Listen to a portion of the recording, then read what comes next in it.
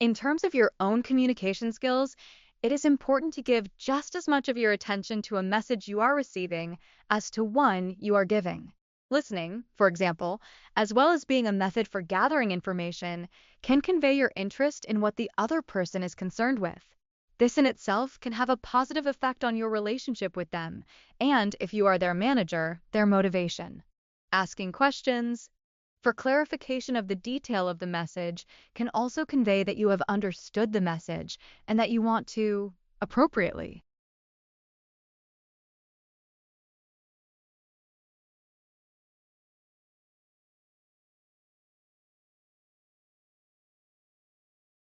When migrating to warmer areas for winter, there are more feeding opportunities available.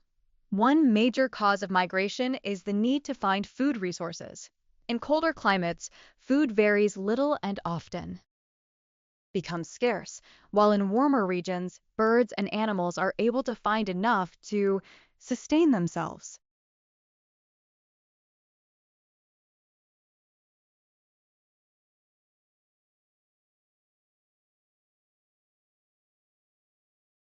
Sleepwalking is a disorder that occurs during sleep, in which a person may get up and walk around. It usually happens at certain times of the night, especially during the deeper stages of sleep. People who sleepwalk are not aware of their actions and often do not remember what they have done when they wake up. Sleepwalking is more common in children than in adults, and many children grow out of it over time. Sleepwalking is not the only type of unusual sleep behavior. Others include sleep talking, nightmares, and night terrors.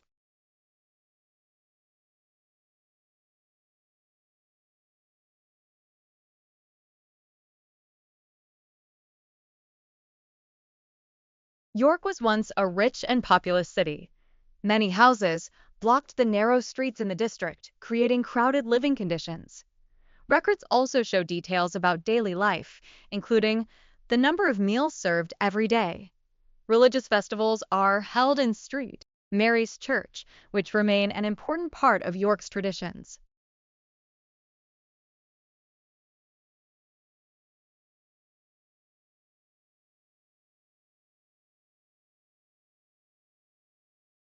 For our purposes, the words invention and innovation can be used interchangeably.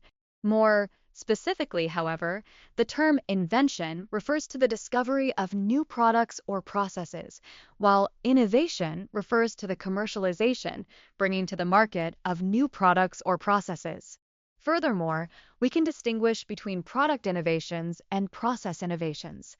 Product innovations result in the production of a new product, such as the change from a three-wheel car to a four-wheel car, or the change from LP records to CDs. Process innovations increase the efficiency of the methods of production of existing products, for example, the invention of the assembly line technique. The inventions and innovations that form industrial revolutions are those that open new doors and create new ways of doing things, not simply those that fill gaps in existing ways of doing things. Moker, 1997. The core of the first industrial revolution in the 18th century was a succession of technological changes that brought about material advances in three basic areas. 1. The substitution of mechanical devices, such as machines, for human labor. 2. The substitution of inanimate sources of power, such as steam, for animate sources of power, such as horsepower. And 3. The substitution of mineral raw materials for vegetable or animal substances, and in general, the use of new and more abundant raw materials.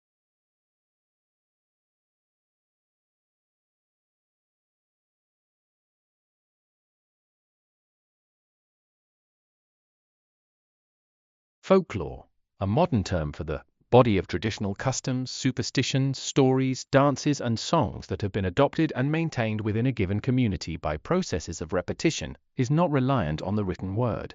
Along with folk songs and folk tales, this broad category of cultural forms embraces all kinds of legends, riddles, jokes, proverbs, games, charms, omens, spells, and rituals, especially those of pre-literate societies or social classes. Those forms of verbal expression that are handed on from one generation or locality to the next by word of mouth are said to constitute an oral tradition.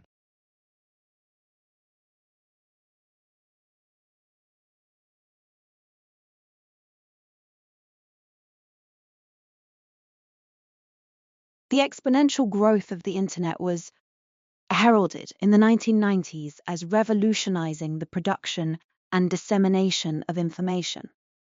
Some people saw the internet as a means of democratizing access to knowledge. For people concerned with African development, it seemed to offer the possibility leapfrogging over the technology gap that separates Africa from advanced industrialized countries.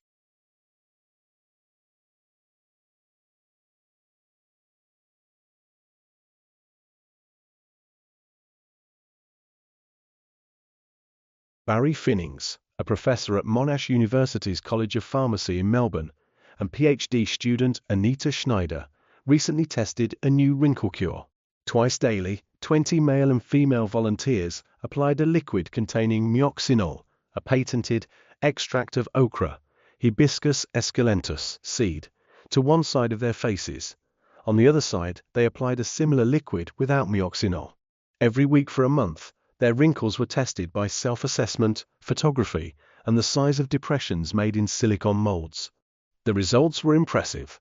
After a month, the depth and number of wrinkles on the myoxinol-treated side were reduced by approximately 27%. But Finnings' research, commissioned by a cosmetics company, is unlikely to be published in a scientific publication. It's hard to even find studies that show the active ingredients in cosmetics penetrate the skin, let alone more comprehensive research on their effects. Even when rigorous studies are commissioned, companies usually control whether the work is published in the traditional scientific literature.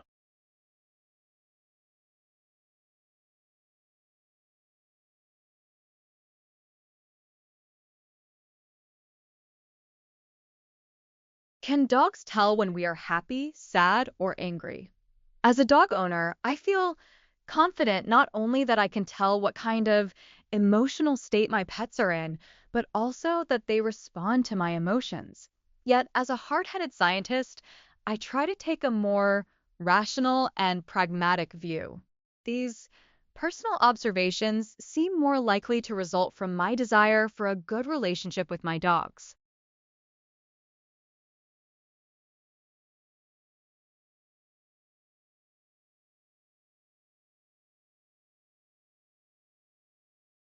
Good sense appears to have prevailed at last.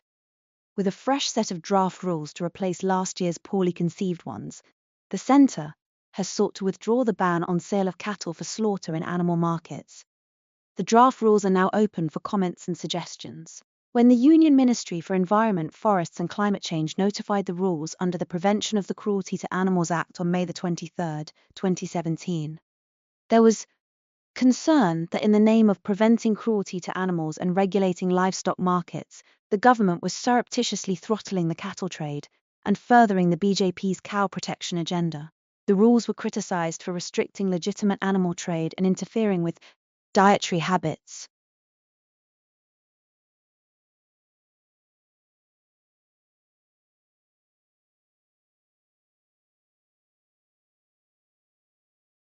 They see all it the marshmallow test. A 4 to 6 year old child sits alone in a room at a table facing a marshmallow on a plate. The child is told, if you don't eat this, treat for 15 minutes. You can have both it and a second one. Kids on average wait for 5 or 6 minutes before eating the marshmallow. The longer a child can resist the temptation has been correlated with higher general competency later in life. Now, a study shows that ability to resist temptation isn't strictly innate. It's also highly influenced by environment.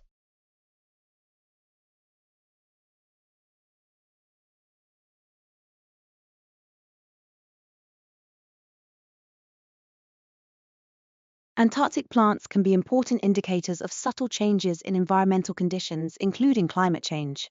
Traditional ground-based assessments of vegetation health are, however, not ideal in Antarctica, as they can destroy the vegetation and are physically demanding in the harsh weather conditions. Co-author Professor Sharon Robinson from UOW's School of Biological Sciences said the study found drone-based monitoring of vegetation health produced similar results to traditional techniques, but with much greater efficiency and with no damage to the vegetation. Drones are a powerful tool for monitoring fragile Antarctic vegetation, Professor Robinson said. They could be used to provide timely warnings about specific environmental stress events, as well as monitoring the longer-term impacts of climate change. These methods could also be adapted to monitor the health of other small-stature patchy plant communities, including in alpine or desert regions.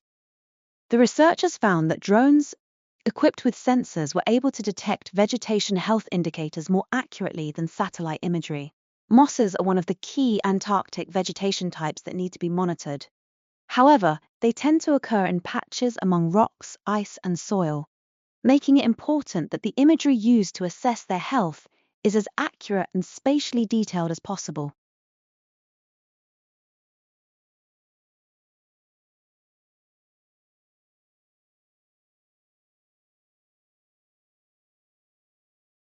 Families provide emotional, physical, and financial care and support to their members, and are often the basis on which government assistance is determined and administered. Australians have traditionally experienced three main living arrangements over a life cycle: living with parents, living with a partner, for some of this period with children, and living alone in old age if that partner died. Now and into the future, living arrangements throughout a life cycle may also include living alone or in a group household before perhaps forming a long-term partnership, or living as a ione parent or alone after divorce or separation. These changes in living arrangements and family characteristics are the outcome of various demographic and social trends, such as declining fertility, increased rates of divorce, and longer life expectancy.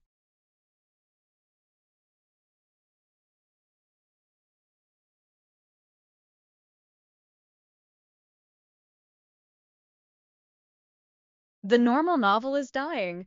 People nowadays prefer to engage in other forms of entertainment, such as music, rather than reading books during their leisure time. However, ironically, a survey conducted by a certain organization or website reveals that the number of potential online writers, particularly in the genre of novels, is continuously increasing. This contradiction highlights the fact that despite the decline in reading books, global literacy rates are at an all-time high. This signals a shift in how people consume and engage with literature. While novels may be losing popularity as a medium, the rise of online writers and the overall improvement in literacy rates underscore the enduring importance and value of written communication. It also challenges the notion that literature is dying and suggests that it is merely evolving to adapt to the preferences and habits of modern readers. In conclusion, the novel, like any other art form, may transform in response to changing times, but is far from fading away.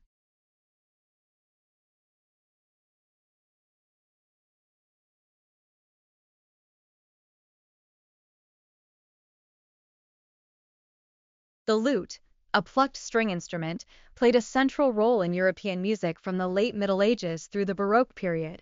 Its pear-shaped body and fretted neck made it a versatile instrument for both solo and ensemble performances.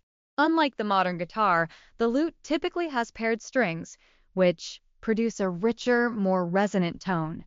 During the Renaissance, the lute was highly valued by both professional musicians and amateur players.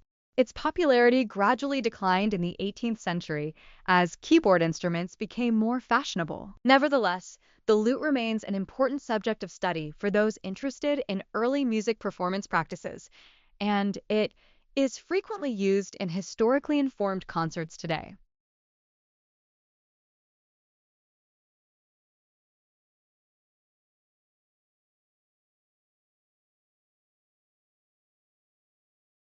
The lack of interest among adolescents in school science courses is a complex issue, but two factors are particularly critical.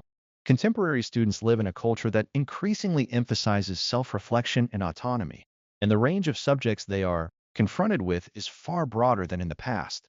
Adolescence is a key period for the formation of identity, and ample evidence shows that the way subject choices contribute to one's sense of self, particularly in how they reflect personal values, is crucial for young people. Specifically, science curricula need to more clearly demonstrate the career pathways that science can offer both within scientific fields and in science-related professions, and articulate why these careers are valuable, meaningful, and rewarding.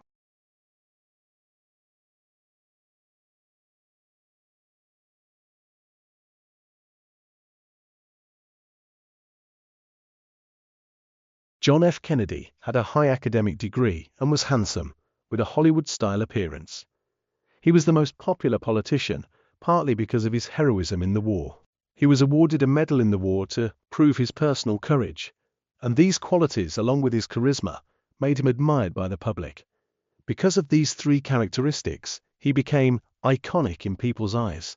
He was also blessed with handsome looks, a mending political style, and a beautiful wife. All of this helped him prepare in advance for his re-election campaign.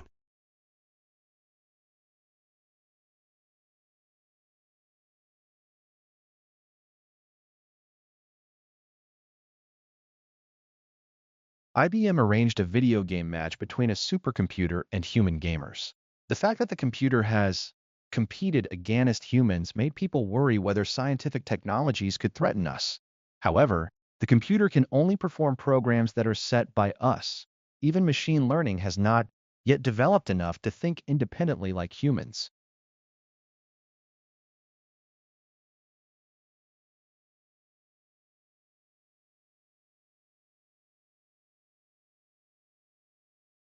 A large-scale study was made by Facebook to analyze how people interact with each other online. The research showed patterns of communication and the influence of social networks on relationships and community building.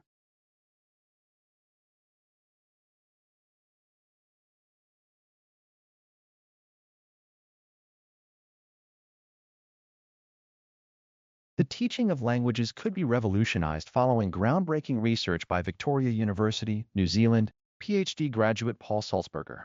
Dr. Sulzberger has found that the best way to learn a language is through frequent exposure to its sound patterns, even if you haven't a clue what it all means. However crazy it might sound, just listening to the language, even though you don't understand it, is critical. A lot of language teachers may not accept that, he says. Our ability to learn new words is directly related to how often we have been exposed to the particular combinations of the sounds which make up the words. If you want to learn Spanish, for example, frequently listening to a Spanish language radio station on the internet will dramatically boost your ability to pick up the language and learn new words. Dr. Sulzberger's research challenges existing language learning theory. His main hypothesis is that simply listening to a new language sets up the structures in the brain required to learn the words.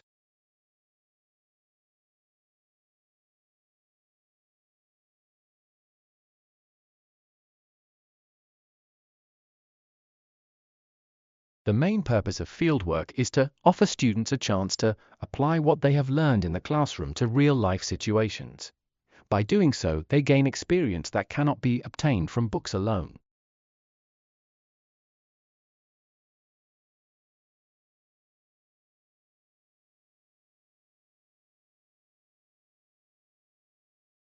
Farmers should fertilize their fields to ensure healthy crop growth. Fertilizer has a strong effect on agricultural productivity. The real problem is that farmers often do not know how much fertilizer they should use, which can lead either to poor yields or to harmful overuse.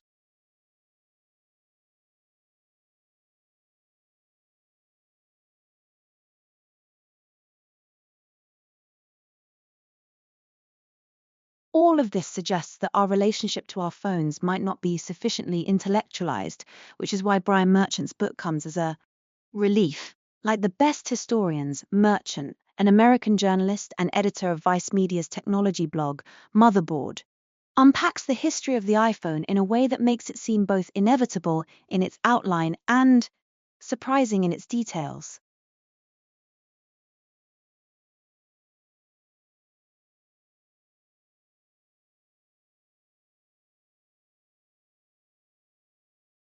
Whether you have blue eyes or brown, lactose tolerance or intolerance, curly hair or straight, the roots of these traits lie in your DNA.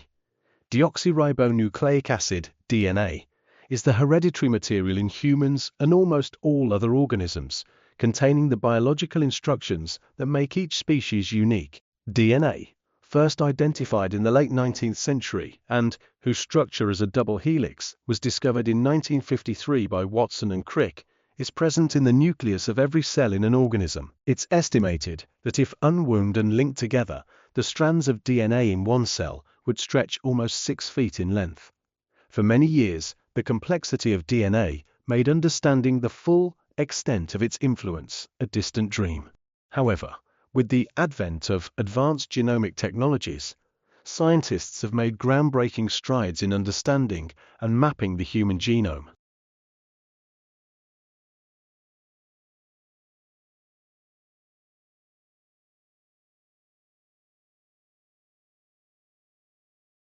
My name is Tonya. My roommate and I are looking for a nice apartment near my college's campus. We are very quiet and study a lot. I study history and my roommate studies French. We are very interested in renting your apartment. We can pay the rent on time because we do part-time work too. Some of our friends live in the same building and have recommended your place to us. They mentioned that you are a kind and responsible landlord, and we hope to have the same positive experience. I would like to make an appointment to view the apartment in person. Our application form is ready, and we are prepared to proceed with the process quickly. We look forward to hearing from you soon. Best regards, Tonya.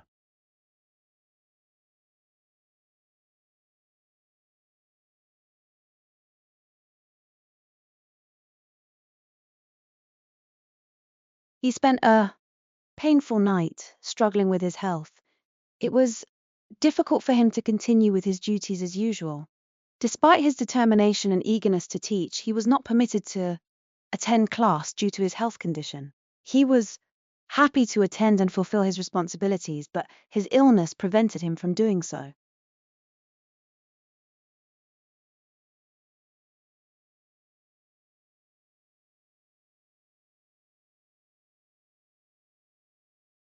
New BC residents will only be required to provide their driver license history. Proof of insurance is no longer required. However, their premiums will be adjusted for the first 3 years of driving in BC, due to the increased risks associated with driving in a new area. Each year you remain crash-free, your discount increases. ICBC will credit you with up to 15 years of driving experience, up from 8 years, upon receipt of a driver's abstract, showing the original date that you received your license. When obtaining your BC license, you can provide your original driver's abstract in person at a driver licensing office.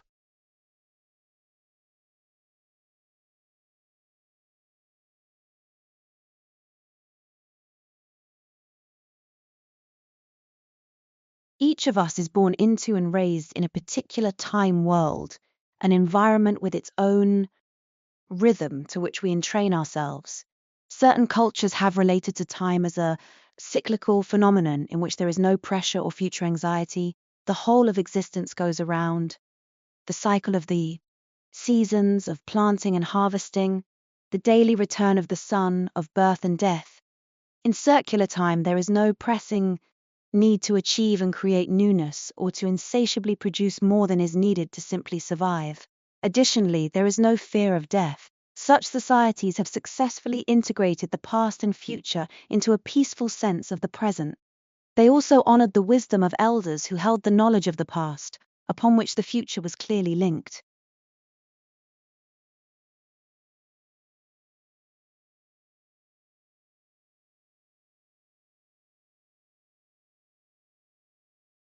In an often cited study about counterfactuals, Medvec, Mady, and Gilovich, 1995, found that bronze medalists appeared happier than silver medalists in television coverage of the 1992 Summer Olympics. Medvec et al. Argued that bronze medalists compared themselves to fourth-place finishers, whereas silver medalists compared themselves to gold medalists. These counterfactuals were the most salient because they were either qualitatively different, gold versus silver, or categorically different, metal versus no metal, from what actually occurred. Drawing on archival data and experimental studies, we show that Olympic athletes, among others, are more likely to make counterfactual comparisons based on their prior expectations, consistent with decision effect theory.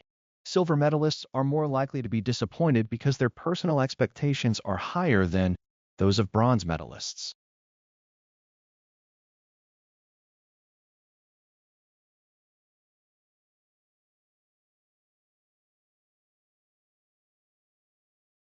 To better understand selfies and how people form their identities online, the researchers combed through 2.5 million selfie posts on Instagram to determine what kinds of identity statements people make by taking and sharing the photos. Nearly 52% of all selfies fell into the appearance category, pictures of people showing off their makeup, clothes, lips, etc.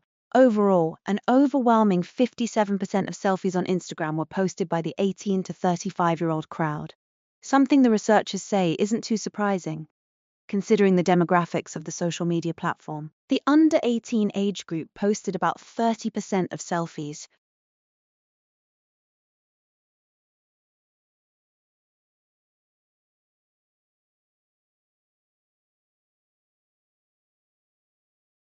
At the height of summer in the Antarctic, tourist ships moved gently around the coast. Even 30 years ago, such sights would have been unthinkable. But today, people are willing to pay large sums of money to see the last real wilderness in the world.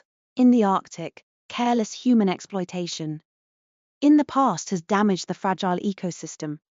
Today, concerned governments are trying to find ways to develop the region while caring for the very special natural environment. Because the Antarctic is less accessible than the Arctic, it is still largely undamaged by humans, although holes in the ozone layer above the Antarctic have already been discovered. Many people believe that one way to preserve the area is to make the whole region into a world park, with every form of exploitation internationally banned.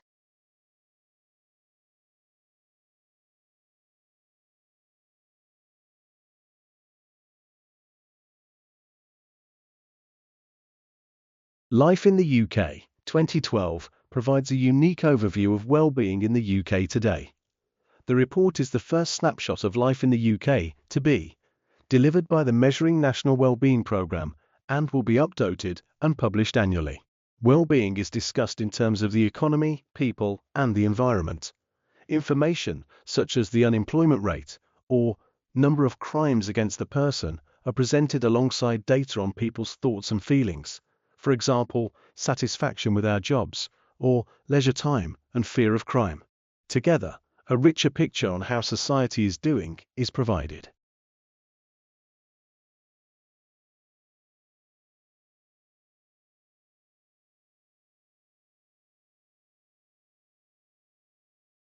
With the increase in women's participation in the labor force, many mothers have less time available to undertake domestic activities. At the same time, there has been increasing recognition that the father's role and relationship with a child is important. A father can have many roles in the family, ranging from income provider to teacher, carer, playmate, and role model.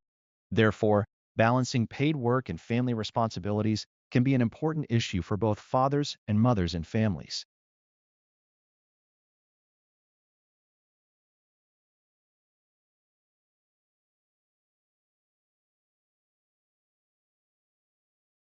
Recently, research into embryonic development has given us an even better insight into how major structural changes might occur in a given population of organisms. We now understand that there are two major types of genes. Developmental and housekeeping genes. Developmental genes are those that are expressed during embryonic development, and their proteins control the symmetry, skeletal development, organ placement, and overall form of the developing animal. In contrast, housekeeping genes are expressed during the animal's daily life to generate proteins which keep the cells, tissues, and organs in the body functioning properly. As you might suspect, mutations in developmental genes can have radical consequences for body form and function, whereas mutations in housekeeping genes tend to affect the health and reproductive success of the post-embryonic animal.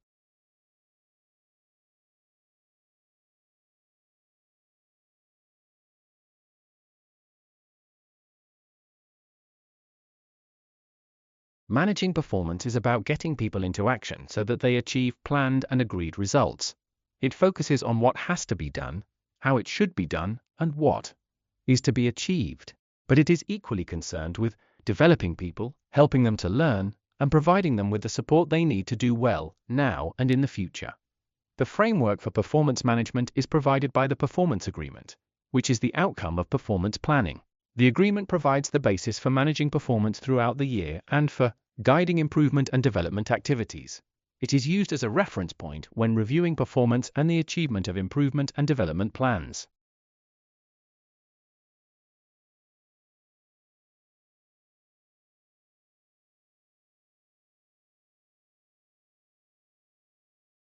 Children who skip school are increasingly on family holidays. Government figures revealed today. Fewer children played truant this spring term compared with the spring term last year. Children missed 3M unauthorized days of school last term compared with 3.7 meter days of school in the same period last year. But a hardcore group of truants, 6% of the school population who account for more than 3/4 of all those on unauthorized absence, are more likely to be on a family holiday than they were in the same period last year. Some 1.2% of all absence was for family holidays not agreed by their school last term, compared with 0.9% for the same term last year. More than 60% of all absences were for illness, the same figure as last year.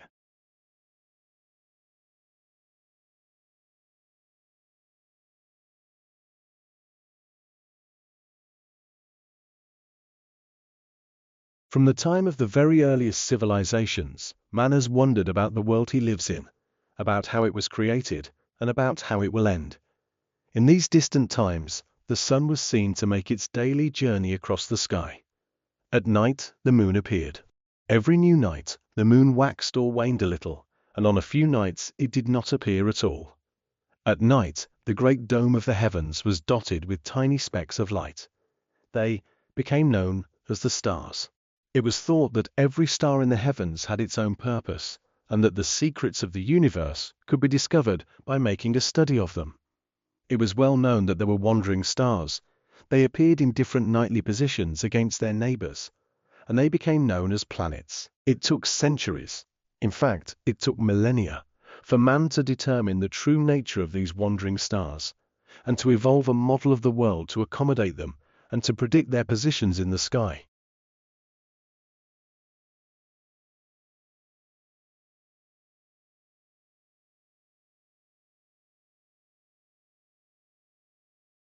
In the fast-changing world of modern healthcare, the job of a doctor is more like the job of chief executive. The people who run hospitals and physicians' practices don't just need to know medicine. They must also be able to balance budgets, motivate a large and diverse staff, and make difficult marketing and legal decisions.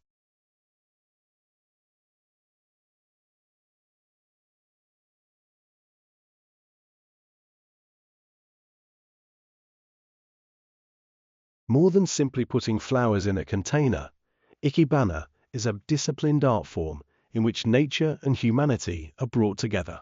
Contrary to the idea of a particolored or multicolored arrangement of blossoms, Ikebana often emphasizes other areas of the plant, such as its stems and leaves, and puts emphasis on shape, line, and form. Though Ikebana is an expression of creativity, certain rules govern its form. The artist's intention is shown through a piece's color combinations, natural shapes, graceful lines, and the implied meaning of the arrangement.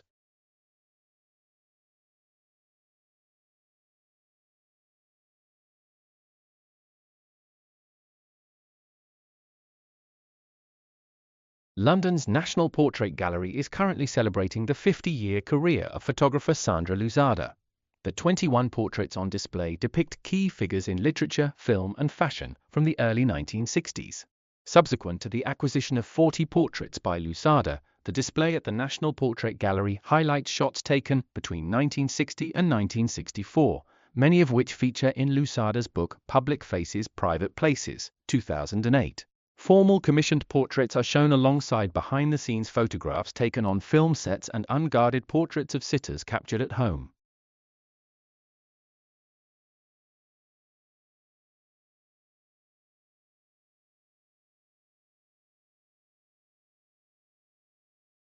Even after thousands of years exploring Earth, we're still uncovering new things, like an ancient superhighway in the Guatemalan rainforest.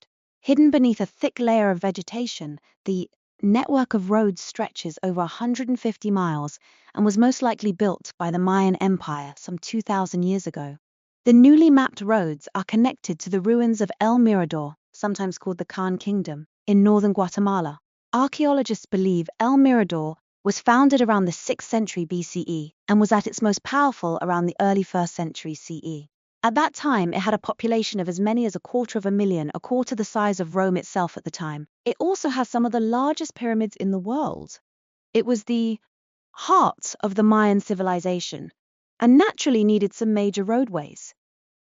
The roads of El Mirador have been known about since 1967, but scientists had no idea how extensive they were until now. The thick jungle obscured the remnants of the road, making it difficult to see from the air.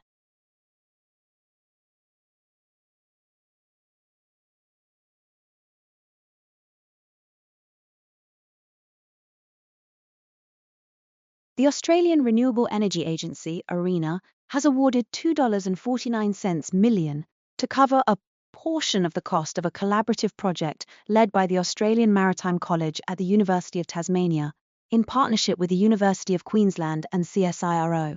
The $5.85 million tidal energy in Australia underscore assessing resource and feasibility to Australia's future energy mix project will map the country's tidal energy in unprecedented detail before assessing its ability to contribute to Australia's energy needs.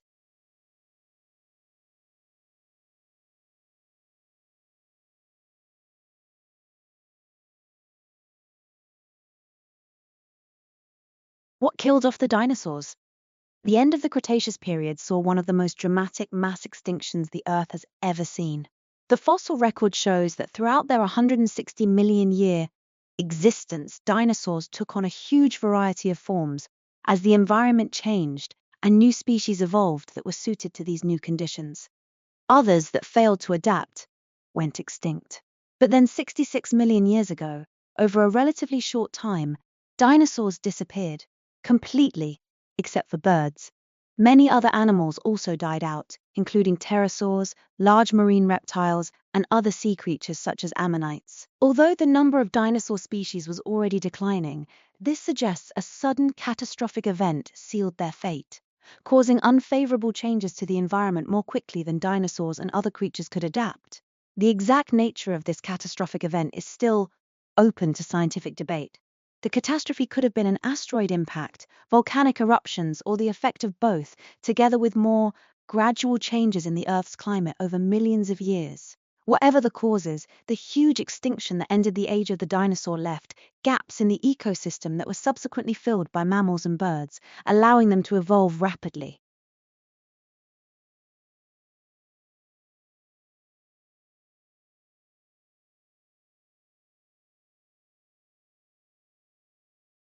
Willful blindness had started life as a legal concept in the 19th century. A judge in Regina vs. Sleep ruled that an accused could not be convicted for possession of government property unless the jury found that he either knew the goods came from government stores or had willfully shut his eyes to the fact. Thereafter, English judicial authorities referred to the state of mind that accompanied one who willfully shut his eyes as connivance or constructive knowledge. Over time, lots of other phrases came into play. Deliberate or willful ignorance, conscious avoidance, and deliberate indifference. What they all have in common is the idea that there is an opportunity for knowledge and a responsibility to be informed, but it is shirked. Nowadays, the law is most often applied in cases of money laundering and drug trafficking. If you've been paid a large amount of money to carry a suitcase, then you are being willfully blind if you don't check what is inside.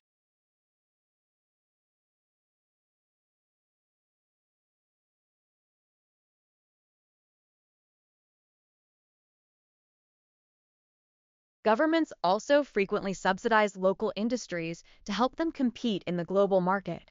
Subsidies come in the form of tax credits or direct payments. The most commonly used are farm subsidies. That allows producers to lower the price of local goods and services. This makes the products cheaper, even when shipped overseas. Subsidies work even better than tariffs. This method works best for countries that rely mainly on exports. On the contrary, sometimes subsidies can have the opposite effect. The Agricultural Adjustment Act of 1933 allowed the government to pay farmers, not to grow crops or livestock, which let their fields rest and regain nutrients. It helped the agriculture industry but raised food costs during the Depression.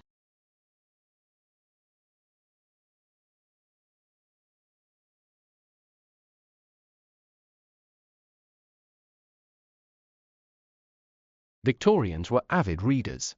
Just as we bury our faces in our mobile devices on the morning commute, so too did Victorians with the latest penny fiction.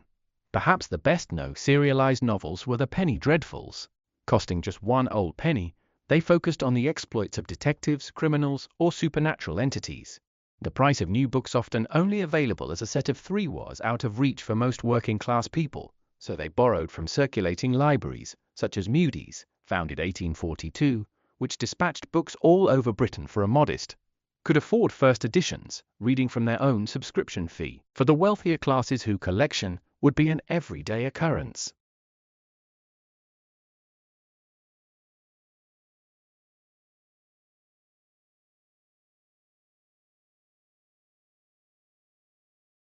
Emerging in the mid-1950s in Britain and late 1950s in America, pop art reached its peak in the 1960s. It began as a revolt against the dominant approaches to art and culture and traditional views on what art should be. Young artists felt that what they were taught at art school and what they saw in museums did not have anything to do with their lives or the things they saw around them every day. Instead, they turned to sources such as Hollywood movies, advertising, product packaging, pop music, and comic books for their imagery.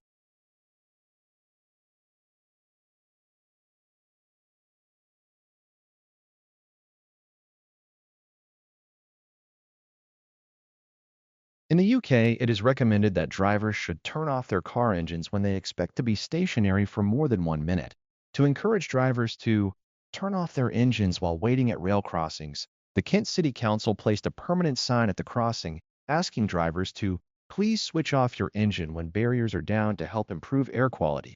On average, drivers had to wait between 2 and 3 minutes to cross after the barrier had gone down. However, the sign didn't seem to be convincing the majority of drivers to switch off their engines. Although some research suggests that signs alone can change behavior, the message on this sign was designed simply to be an informational request and was not guided by any particular behavioral theory, the researchers explain.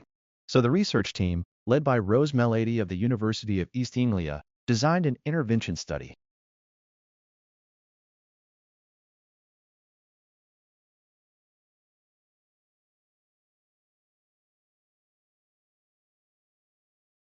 Early humans were hunter-gatherers, roaming from place to place, but their movements were controlled by the need for water. When humans started to grow food and established permanent settlements, water was needed for crops and animals as well as for people. So settlements have always grown up near reliable sources of water. Most major towns lie on the banks of rivers, or where there are no streams or rivers.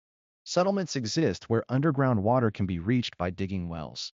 The management of water resources has a long history. The oldest known dam in the world was constructed in Egypt about 5,000 years ago and was used for storing drinking and irrigation water. Farmers in Arabia at this time used the craters of extinct volcanoes as storage tanks for irrigation water and dug deep wells for their drinking water. Excavated ruins in India of similar antiquity retain the remains of water supply and drainage systems, which included baths and swimming pools.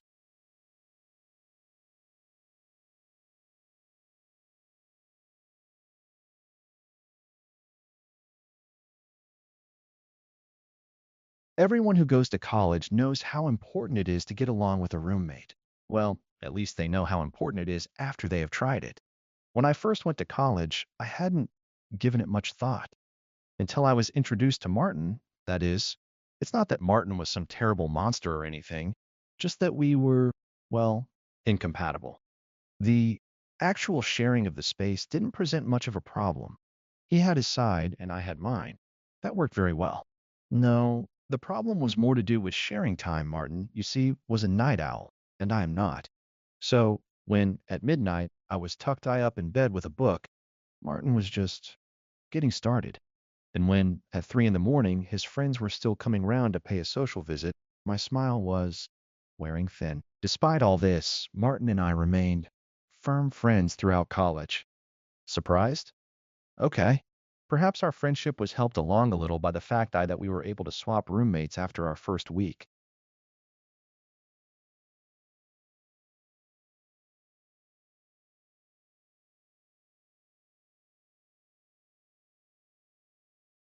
Do you really want to leave your laptop on your bedside table?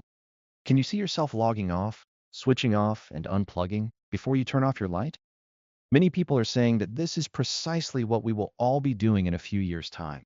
They are prophesying the demise of the book.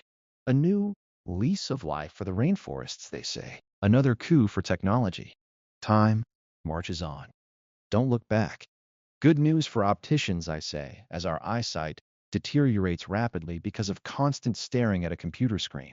Computers are part of most people's work now, but they have not been around long enough for experts to say just what long-term effect they will have on our eyes. Myself, I don't think there's much doubt. Anyway, I don't believe any of it. No need for Gutenberg, the inventor of printing, to turn in his grave yet.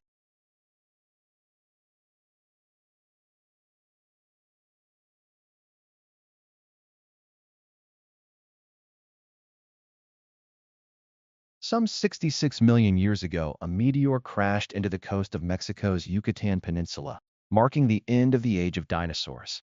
It was a mass extinction event, and it was devastating. A mass extinction is a short period of geological time in which a high percentage of biodiversity or distinct species dies out. Unlike previous extinction events that were caused by natural phenomena, the sixth mass extinction is driven by human activity. The biggest driver of destruction is how we use the land and the sea.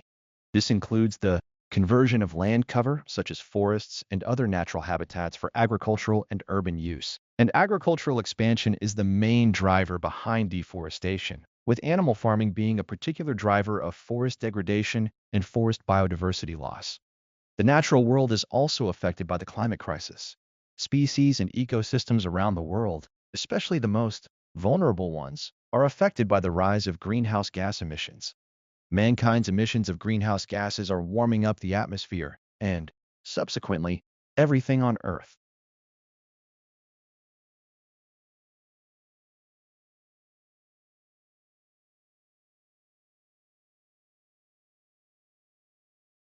Spanish is spoken by more than 300 million people in over 20 countries and is rapidly becoming one of the most popular choices for language learners around the world.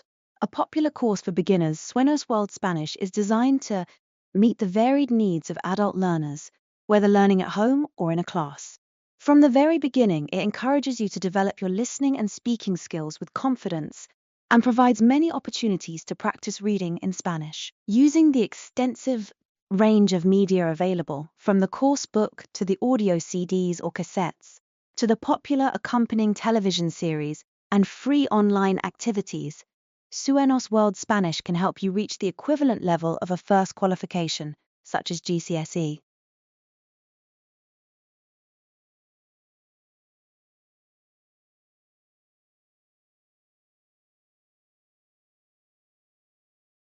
The logic of the scientific method was set out by John Stuart Mill in 1843 and was named the method of difference. A simple example of what he meant by this is to take 2 glasses of water which are identical in every respect. Introduce a few drops of ink into one of these glasses. The water changes color.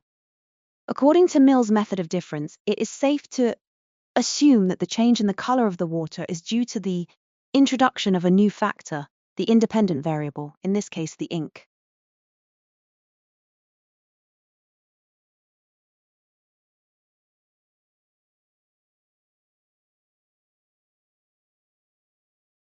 TeamLab's digital mural at the entrance to Tokyo's Skytree, one of the world's monster skyscrapers, is 40 meters long and immensely detailed. However massive this form of digital art becomes, and it's a form subject to rampant inflation, Inoko's theories about seeing are based on more modest and often pre-digital sources. An early devotee of comic books and cartoons, no surprises there, then computer games, He recognized when he started to look at traditional Japanese art that all those forms had something in common, something about the way they captured space. In his discipline of physics, Inoko had been taught that photographic lenses, along with the conventions of Western art, were the logical way of transforming 3 dimensions into 2, conveying the real world onto a flat surface. But Japanese traditions employed a different spatial logic, as he said in an interview last year with j-collabo.org, that is uniquely Japanese.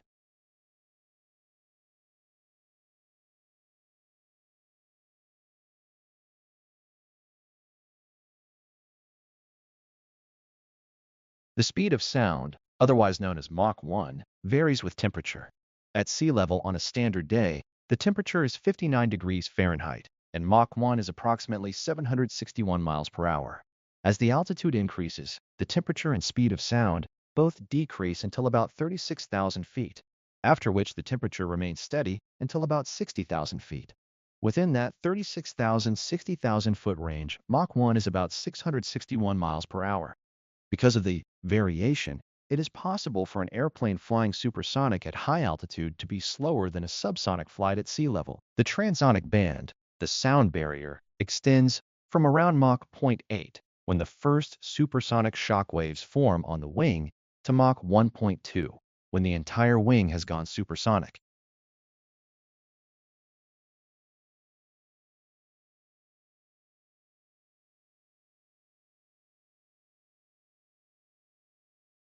Dance has played an important role in many musicals. In some cases, dance numbers are included as an excuse to add to the color and spectacle of the show, but dance is more effective when it forms an integral part of the plot. An early example is Richard Rodgers' On Your Toes, 1936, in which the story about classical ballet meeting the world of jazz enabled dance to be introduced in a way that enhances rather than interrupts the drama.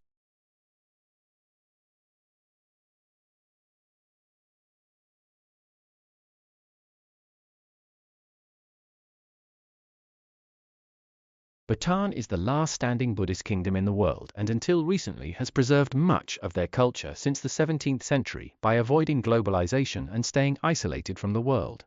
Internet, television, and Western dress were banned from the country up until 10 years ago. But over the past 10 years, globalization has begun to change in Bhutan, but things remain perfectly balanced. Bhutan is the only country in the world that has a GNH. You may think GNH is just another statistically based term with no real-life application, but it refers to gross national happiness. The process of measuring GNH began when Bhutan opened to globalization. It measures people's quality of life and makes sure that material and spiritual development happen together. Bhutan has done an amazing job of finding this balance. Bhutan has continually been ranked as the happiest country in all of Asia, and the 8th happiest country in the world according to Business Week. In 2007, Bhutan had the 2nd fastest growing GDP in the world, at the same time as maintaining their environment and cultural identity.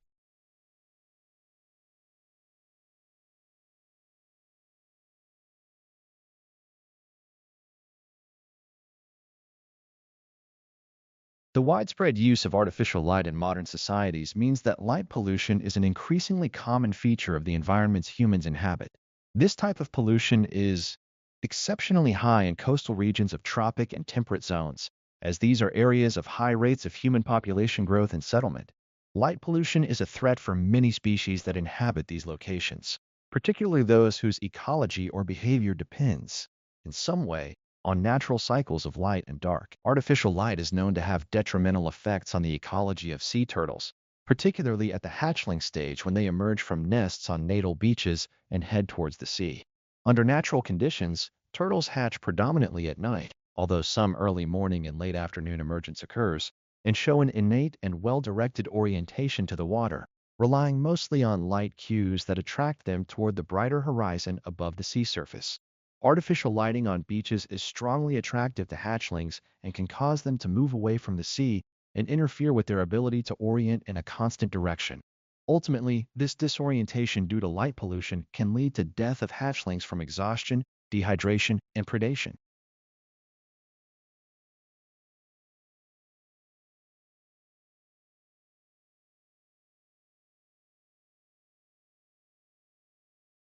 Bhutan used to be one of the most isolated nations in the world.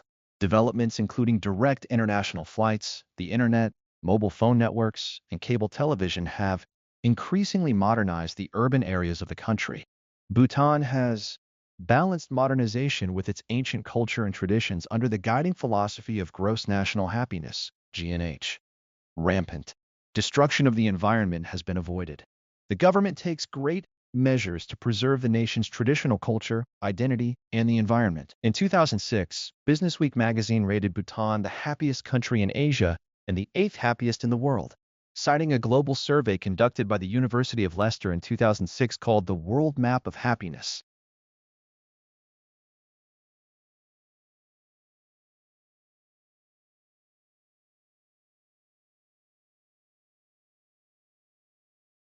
Crime prevention has a long history in Australia and in other parts of the world. In all societies, people have tried to protect themselves and those close to them from assaults and other abuses. Every time someone locks the door to their house or their car, they practice in a form of prevention. Most parents want their children to learn to be law-abiding and not spend extended periods of their lives in prison. In this country, at least, most succeed.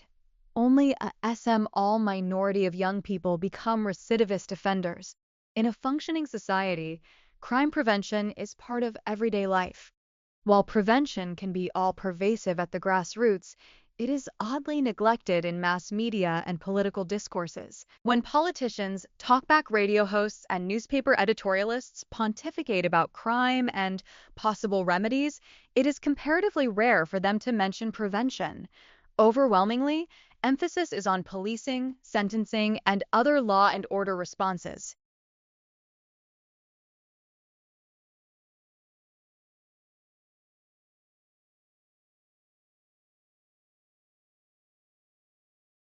Cultural studies is a new way of engaging in the study of culture. In the past, many academic subjects, including anthropology, history, literary studies, human geography, and sociology, have brought their own disciplinary concerns to the study of culture.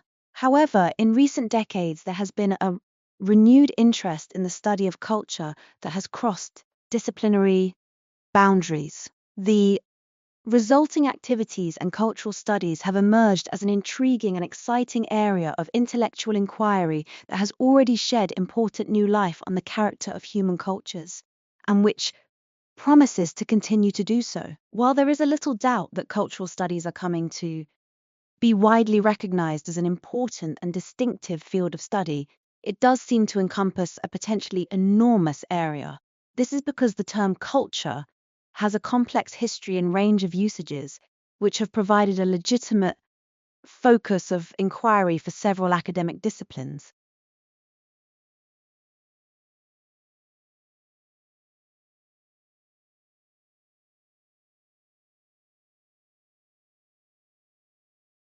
All lakes with a surface area of less than 100 square meters represent the majority of global freshwater ecosystems.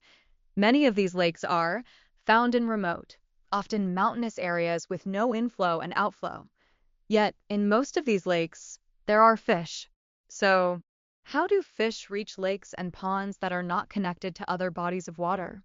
This question was already addressed by some of the leading natural scientists of the 19th century, such as Charles Darwin, Alfred Russel Wallace, and Charles Lyell, who all came to the same conclusion.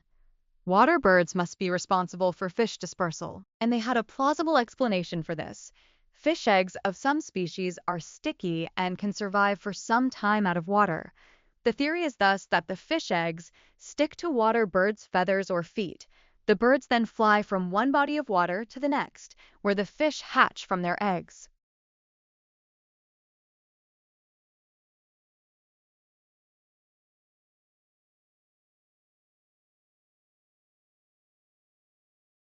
It is an original work, not an excerpted passage. An abstract must be fully self-contained and make sense by itself, without further reference to outside sources or to the actual paper. It highlights key content areas, your research purpose, the relevance or importance of your work, and the main outcomes.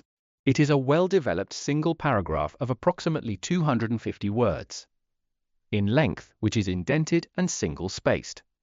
The function of the abstract is to outline briefly all parts of the paper, although it is placed at the beginning of your paper, immediately following the title page. The abstract should be the last thing that you write, once you are sure of the conclusions you will reach.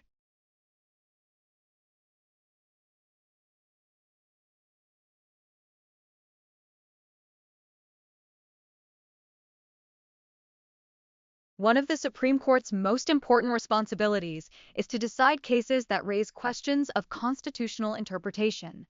The court decides if a law or government action violates the Constitution. This is known as judicial review and enables the court to invalidate both federal and state laws when they conflict with the Constitution.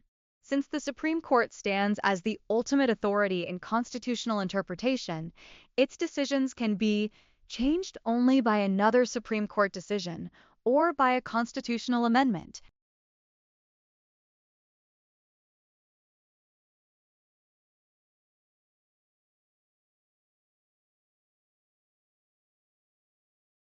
When humans began farming some 12,000 years ago, they altered the future of our species forever. Our ancestors were ecological pioneers, discovering and cultivating the most valuable crops, scaling them up to feed entire communities, and transforming wild crops so fundamentally that they became dependent on humans for their survival. Farming, in the words of National Geographic's Genographic Project, sowed the seeds for the modern age.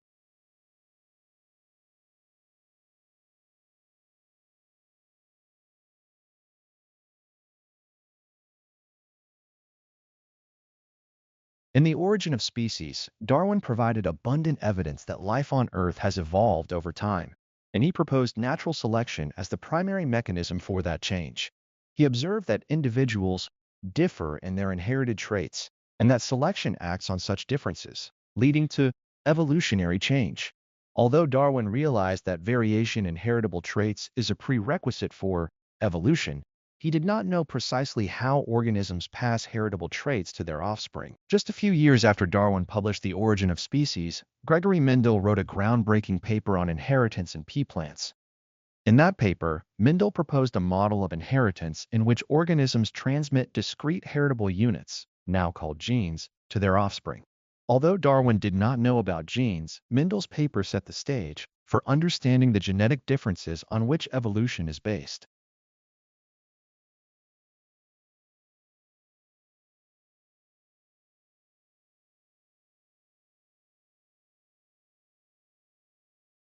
The Edo Tokyo Tate Mono EN is an open-air architectural museum, but could be better thought of as a park. 30 buildings from the 19th and early 20th centuries from all around Tokyo were restored and relocated to the space where they can be explored by future generations to come. The buildings are a collection of houses and businesses, shops and bathhouses, all of which would have been present on a typical middle-class street from Idira to Shoira, Tokyo. The west section is residential, with traditional thatched roof bungalows of the 19th century. Meiji-era houses are also on view, constructed in a more Western style after Japan opened its borders in 1868. The Musashino Sabo Cafe occupies the ground floor of one such house, where visitors can enjoy a cup of tea. Grand residences like that of Korekiyo Takahashi, an early 20th century politician assassinated over his controversial policies, demonstrate how the upper class lived during that time period. The east section is primarily businesses from the 1920s and 30s, preserved with their wares on display. Visitors are free to wander through a kitchenware shop, a florist's, an umbrella store, a bar, a soy sauce shop, a tailor's, a cosmetics shop, and an inn, complete with an operational noodle shop.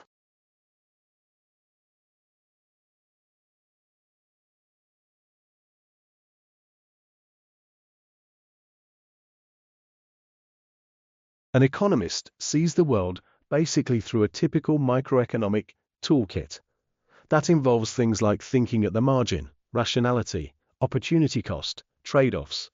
Economists, like any other, discipline, rules, and its own way of seeing the world. So basically, economics or economists in general tend to apply microeconomic concepts like that to explain the way humans behave and to make predictions about the future.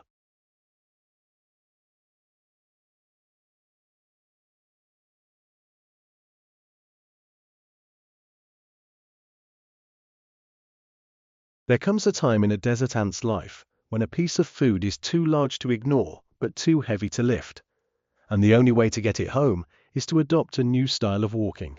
The long-legged and speedy Cataglyphis fortis normally covers ground with a three-legged stride that moves two legs forwards on one side and one on the other. For the next step, the insect mirrors the move with its other three legs. But recordings of ants in the Tunisian desert reveal that when faced with oversized lumps of food, 10 times their own weight, the forward tripod walking style is abandoned. Unable to lift the morsels in their mandibles, the ants drag the food backwards instead, moving all 6 legs independently. This is the first time we have seen this in any ants, said lead author Sarah Pfeffer at the University of Ulm in Germany. The ants' long legs already help keep their bodies away from the scorching desert floor and enable them to speed around at up to 60 centimeters per second. The researchers, who published the findings on ant locomotion and navigation in the Journal of Experimental Biology, believe that robotics will be one of the first technologies to benefit from the discovery.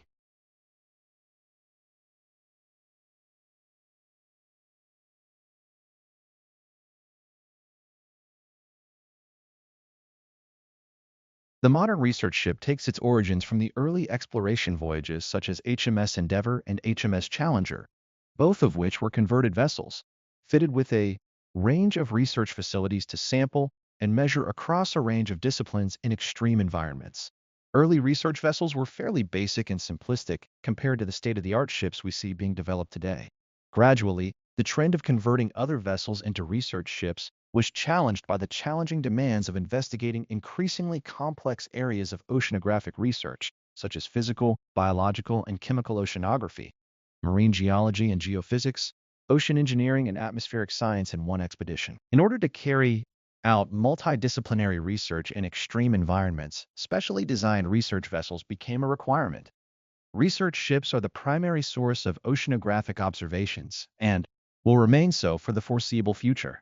As time goes on, science is likely to be conducted in increasingly remote and environmentally challenging areas, including the polar seas. So the ability to operate with minimal interruptions from the natural elements remains unchanged from the days of the Challenger expedition.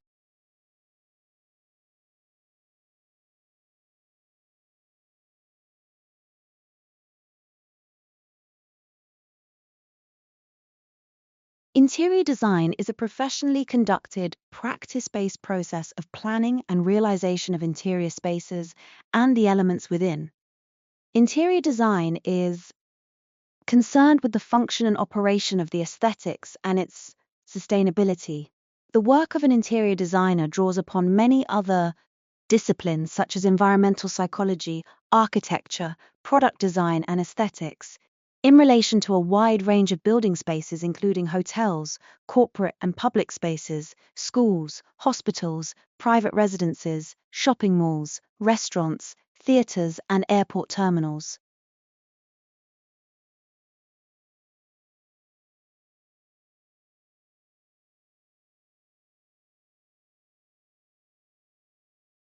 Research has suggested that major stressors in our lives are life changes, for example, moving house, marriage, or relationship breakdown.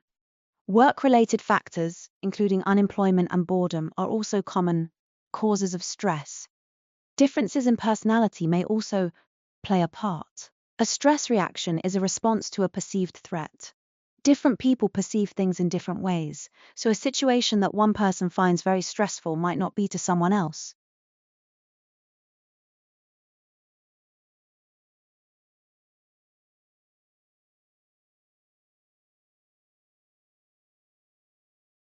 Although not written about extensively, a few individuals have considered the concept and act of cheating in history as well as contemporary culture. J. Barton Bowyer writes that cheating is the advantageous distortion of perceived reality. The advantage falls to the cheater because the cheated person misperceives what is assumed to be the real world. the cheater is taking advantage of a person, a situation, or both. Cheating also involves the reality or what others see all deception. Deception can involve hiding the true reality or showing reality in a way intended to deceive others.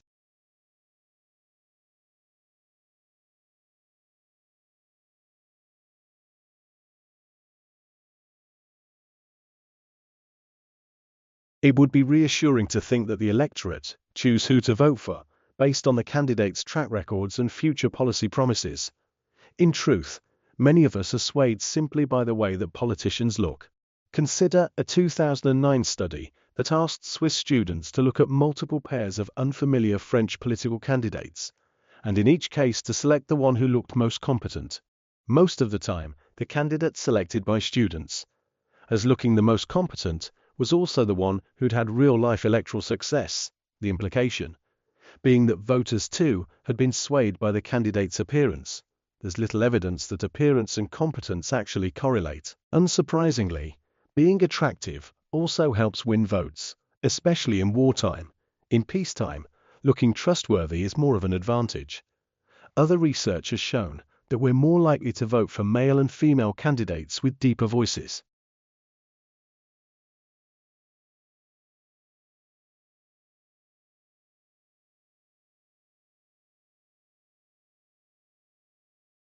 Affordable early years education and childcare potentially enables parents, particularly mothers, to be in paid employment.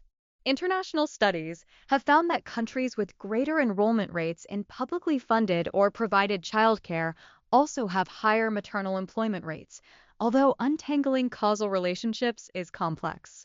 From the point of view of the household, additional income, especially for the less well-off, is itself associated with better outcomes for children, as child poverty has been shown to be a key independent determinant of children's outcomes. From the point of view of the public purse, as mothers enter employment, they are likely to claim fewer benefits and to generate extra revenues through income tax.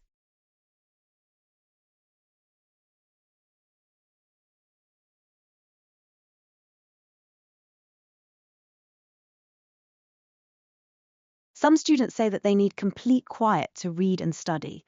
Others study best in a crowded, noisy room because the noise actually helps them concentrate. Some students like quiet music playing, others do not. The point is, you should know the level of noise that is optimal for your own studying. However, one general rule for all students is that the television seems to be more of a distraction than music or other background noise. So, leave the TV off when you are reading or studying.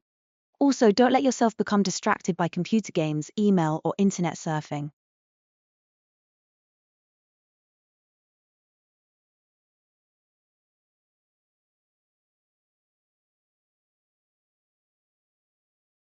Buying a house can seem like a daunting process. First, you need to work out how much you can borrow. This is where our services will really help you. Make sure you have an accurate and detailed budget that takes into account all associated with purchasing a property, including stamp duty, council rates, and other fees. We can help you identify these extra costs. Ask us for our budget planner if you don't already have one. Interest rates move constantly, so you will need to allow room in your budget for interest rate increases and for other unforeseen events. All purchase funds are paid at settlement. In the ordinary course of events, settlement takes place. The purchase price is paid in full, and the deposit bond simply lapses into group certificates for the past 2 years.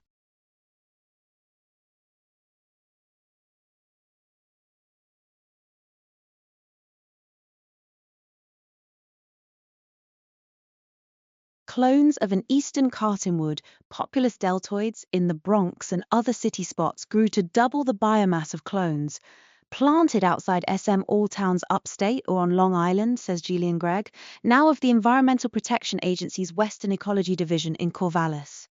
Or, the growth gap comes from ozone damage, she and her New York colleagues report. Ozone chemists have known that concentrations may spike skyscraper high in city air, but during a full 24 hours, rural trees actually get a higher cumulative ozone exposure from urban pollution that blows in and lingers. A series of new experiments now shows that this hang-around ozone is the overwhelming factor in tree growth, the researchers say in the July 10th Nature. This study has profound importance in showing us most vividly that rural areas pay the price for urban pollution, says Stephen P. Long of the University of Illinois at Urbana-Champaign. This work should be a wake-up call, he adds.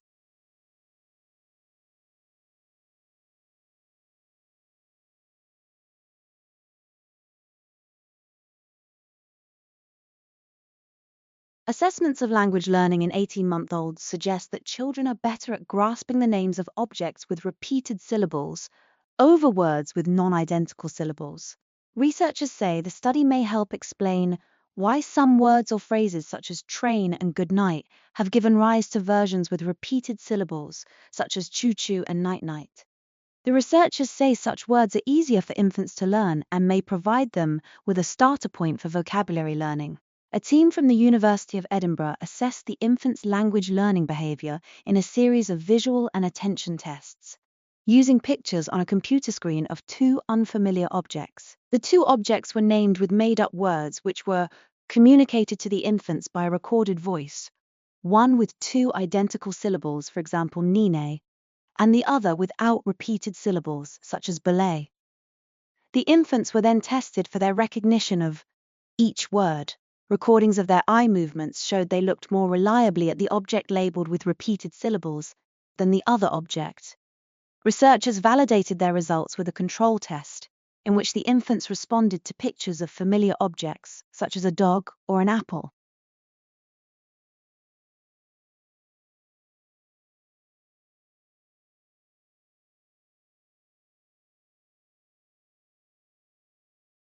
We now know through the work of neuroscientists that the human brain is wired to mimic other people, and this mimicry involves actual involuntary physiological experience in the observer. Human beings tend to imitate actions that they see. Physiologically, our brains include mirror neurons, which react to actions that are seen as if we are doing the action ourselves. It is largely an unconscious and automatic experience. When we hear people speak, observe their vocal nuances, watch their posture, gestures, and facial expressions, etc., neural networks in our brains are stimulated by the shared representations, generating feelings within us that reflect the experience of those we are observing.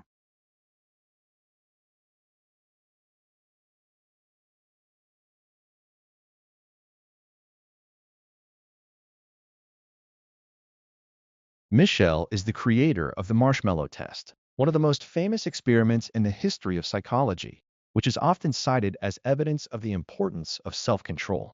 In the original test, which was administered at the Bing Nursery School at Stanford in the 1960s, Michel's team would present a child with a treat. Marshmallows were just one option, and tell her that she could either eat the one treat immediately or wait alone in the room for several minutes until the researcher returned, at which point she could have two treats. The promised treats were always visible, and the child knew that all she had to do to stop the agonizing wait was ring a bell to see all the experimenter back, although in that case, she wouldn't get the second treat. The longer a child delayed gratification, Michel found, that is, the longer she was able to wait, the better she would fare later in life at numerous measures of what we now see all executive function. She would perform better academically, earn more money, and be healthier and happier. She would also be more likely to avoid a number of negative outcomes, including jail time, obesity, and drug use.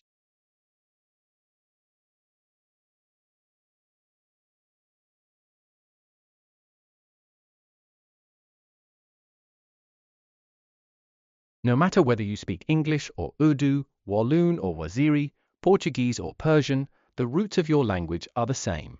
Proto-Indo-European, PIE, is the mother tongue shared by several hundred contemporary languages as well as many now extinct and spoken by people who lived from about 6000 to 3500 BC on the steppes to the north of the Caspian Sea. They left no written texts, and although historical linguists have, since the 19th century, painstakingly reconstructed the language from daughter languages, the question of how it actually sounded was assumed to be permanently out of reach. Now, researchers at the universities of Cambridge and Oxford have developed a sound-based method to move back through the family tree of languages that stem from pi. They can simulate how certain words would have sounded when they were spoken 8,000 years ago. Remarkably, at the heart of the technology is the statistics of shape. Sounds have shape, explains Professor John Aston from Cambridge's Statistical Laboratory. As a word is uttered, it vibrates air, and the shape of this sound wave can be measured and turned into a series of numbers. Once we have these stats, and the stats of another spoken word, we can start asking how similar they are and what it would take to shift from one to another.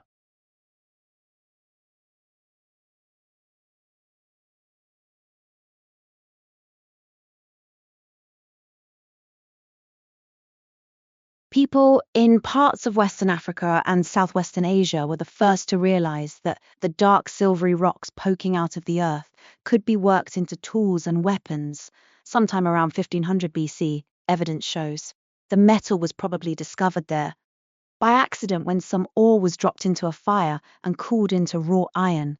Historians think the Eureka moment didn't reach Europe for another 500 years, traveling slowly north and west through Greece, Italy, Central Europe, and finally to the British Isles.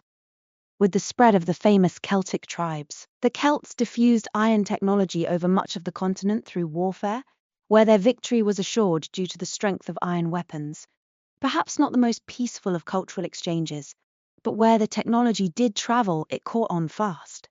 Iron made life a lot easier in those days, when just living to the age of 45 was a feat. By that time, much of Europe had settled into SM or village life, toiling the soil with bronze and stone tools.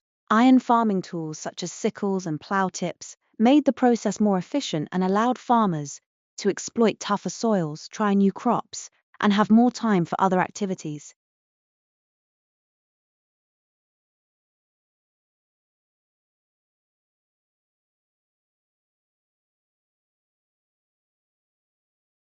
Context is a quarterly magazine of the American Sociological Association about society and social behavior. Directed to anyone interested in the latest sociological ideas and research, Context seeks to apply new knowledge, stimulate fresh thinking, and disseminate important information produced by the discipline.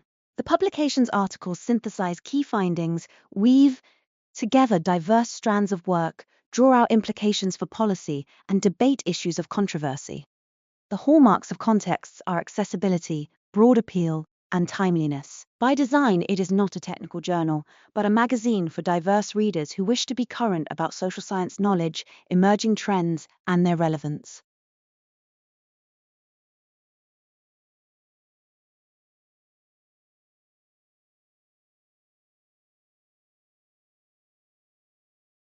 The universality of story feature films are narratives. They tell stories.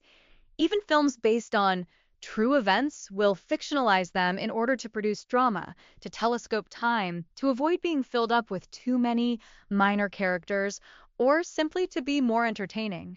Even in the current welter of special effect movies, feature films are usually summarized by their plots in their first treatment, or outline of the script idea, in the advanced publicity, in the TV guide, in reviews, and in conversations. Films may differ from other kinds of narrative literary fiction or television drama, for instance, in the medium used and the representational conventions. They do, however, share with literary fiction and television drama the basic structure and functions of narrative. Much work has been done by researchers in the field known as narratology on exactly what constitutes the structures and functions of the narrative. Their conclusions are of great use to students of the feature film.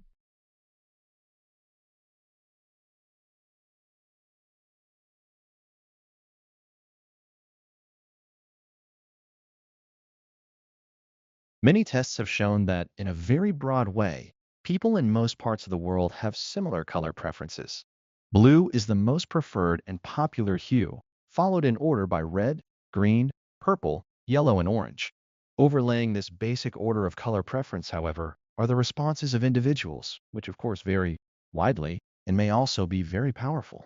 Children are likely to have strong preferences for some colors and aversions to others, but sometimes will not admit to them, since outside factors may be influential in determining both color preferences in the way that they are expressed or suppressed. Current fashions in clothes and accessories, gender stereotyping, and peer group pressure may all play a significant part.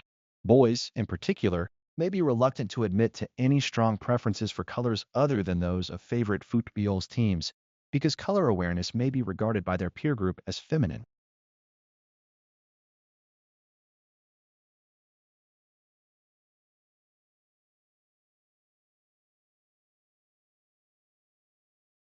At the end of the colonial era, as many new nations gained independence, relative levels of economic development became an important criterion by which to distinguish between countries.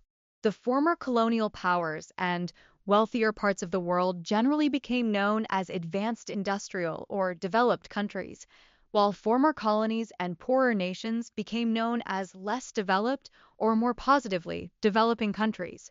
Critics of the uneven distribution of wealth across the globe highlighted the role which wealth creation in some places had played in impoverishing poorer nations, and rather described them as actively underdeveloped. The question as to whether economic change is developing or underdeveloping countries remains a vital issue, as the debate over sweatshops highlights.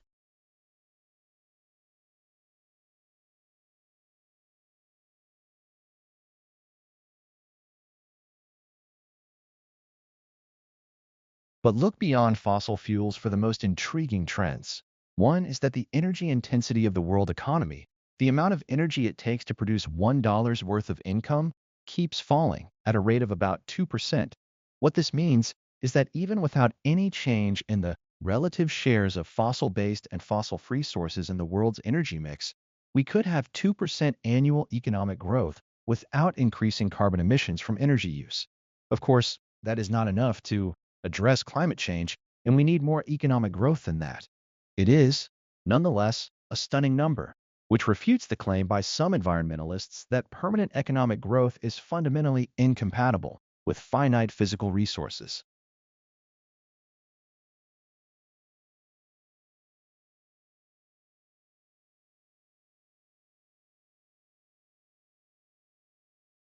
Paraphrasing is often defined as putting a passage from an author into your own words. However, what are your own words? How different must your paraphrase be from the original? The answer is, it should be considerably different. The whole point to paraphrasing is to show you have read and understood another person's ideas and can summarize them in your own writing style rather than borrowing their phrases. If you just change a few words or add some bits of your own to an otherwise reproduced passage, you will probably be penalized for plagiarism. You should aim to condense and simplify a writer's ideas and describe them using different sentence structures and expressions. It is also important to credit the original writer by referencing.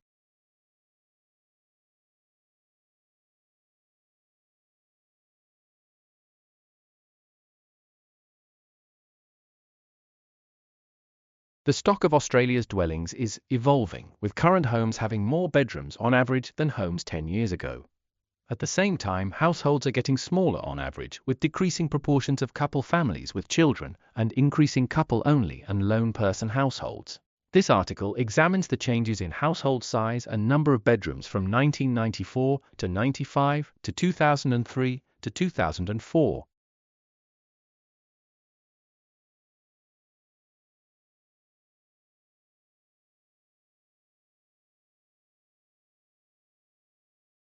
Mechanical engineering was at the heart of Taylor's theorizing, providing the context for its development, the world view by which it was sustained, and, finally, the justification for its widespread application. Scientific management aimed to analyze and control the activities of people in the same way that engineers analyzed and controlled machines. Central to Taylor's system was the desire to rationalize and standardize production techniques in the interests of economy, efficiency, and mutual prosperity. His primary point of interest was the individual worker, pursuing individual goals and motivated by incentive payments. Undoubtedly, Taylor's view of human motivation was somewhat simplistic, and his apprehension of the significance of groups was limited and generally negative.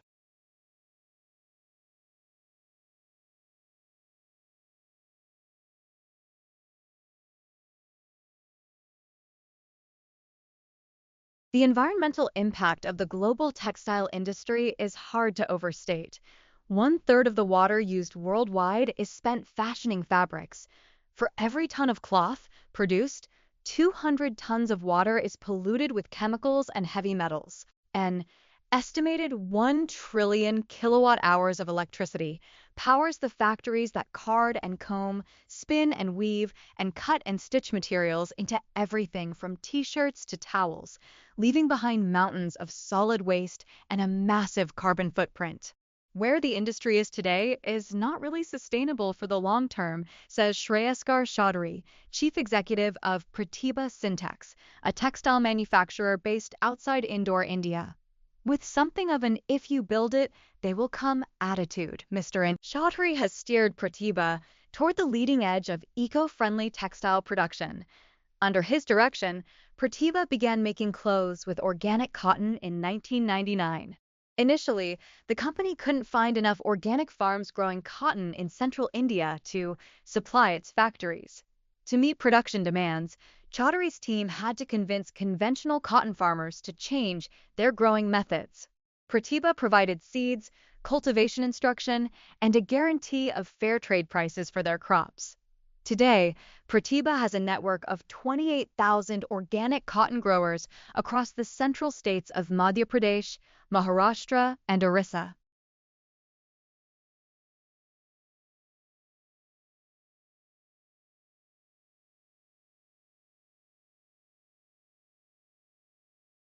Fancy locust for lunch? Probably not if you live in the West, but elsewhere it's a different story. Edible insects, termites, stick insects, dragonflies, grasshoppers, and giant water bugs are on the menu for an estimated 80% of the world's population. More than 1,000 species of insects are served up around the world. For example, kungu cakes made from midges are a delicacy in parts of Africa. Mexico is an insect-eating or entomophagus hotspot where more than 200 insect species are consumed. Demand is so high that 40 species are now under threat, including white agave worms. These caterpillars of the tequila giant skipper butterfly fetch around $250 a kilogram. Eating insects makes nutritional sense. Some contain more protein than meat or fish. The female gypsy moth, for instance, is about 80% protein. Insects can be a good source of vitamins and minerals too. A type of caterpillar, Usta terpsichore, eaten in Angola, is rich in iron, zinc, and thiamine. What do they taste like? Ants have a lemon tang apparently, whereas giant water bugs taste of mint and fire, ant pupae of watermelon. You have probably inadvertently already tasted some of these things, as insects are often accidental tourists in other types of food. The US Food and Drug Administration even issues guidelines for the number of insect parts allowed in certain foods. For example, it is acceptable for 225 grams of macaroni to contain up to 225 insect fragments.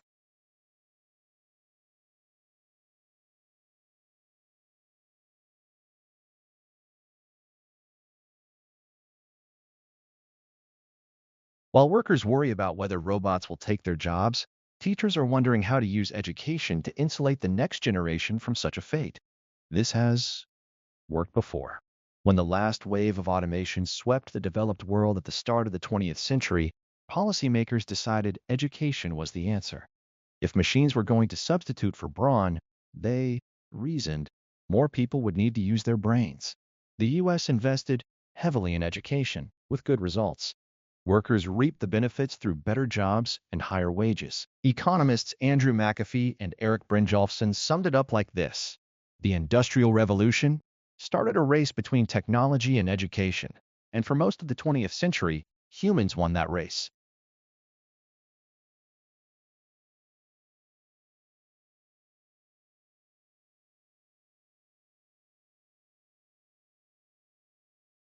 A music student at the University of Salford who wrote a song in 2 weeks is celebrating after being featured on a compilation album produced by Metropolis Studios. Pop megastars including Adele, Michael Jackson, and Sir Elton John have all recorded music at the world-famous Metropolis Studios. Last year, the recording studios set about compiling an album called Lost Songs, which features songs from relatively unknown musicians. First-year student Zach Taylor Frey decided to submit his song demo to be included in Volume 2 of the Lost Songs album, which was released this year after he saw how successful Volume 1 had been. Zach, 24, said, "I found this competition when simply searching the internet for songwriting competitions one day and was lucky that there was still time to enter. It amazes me that people who have worked with huge pop stars thought my song was good and worth something."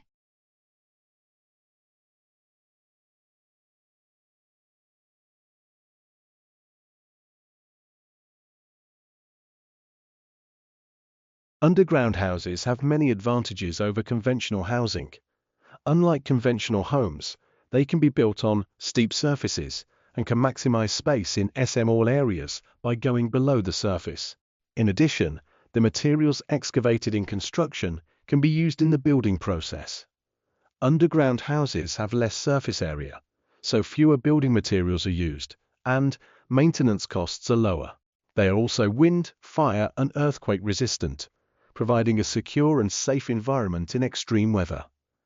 One of the greatest benefits of underground living is energy efficiency. The Earth's subsurface temperature remains stable, so underground dwellings benefit from geothermal mass and heat exchange, staying cool in the summer and warm in the winter. This saves around 80% in energy costs. By incorporating solar design, this energy bill can be reduced to zero, providing hot water and heat to the home all year round.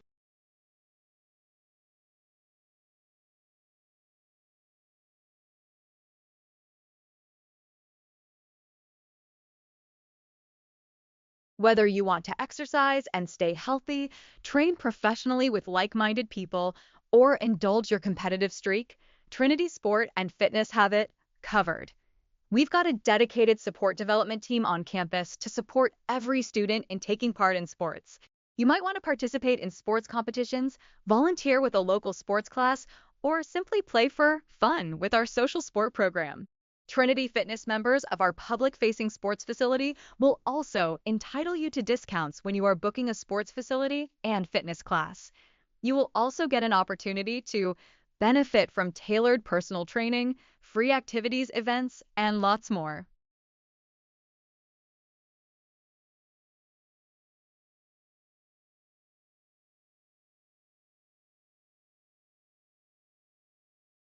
A herbal is a book of plants, describing their appearance, their properties, and how they may be used for preparing ointments and medicines.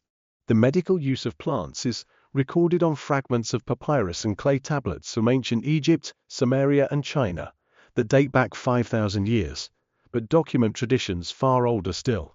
Over 700 herbal remedies were detailed in the Papyrus Ebers, an Egyptian text written in 1500 BC. Around 65 BC, a Greek physician called Dioscorides wrote a herbal that was translated into Latin and Arabic, known as Da Materia Medica. It became the most influential work on medicinal plants in both Christian and Islamic worlds until the late 17th century. An illustrated manuscript copy of the text, made in Constantinople, modern-day Istanbul, survives from the 6th century.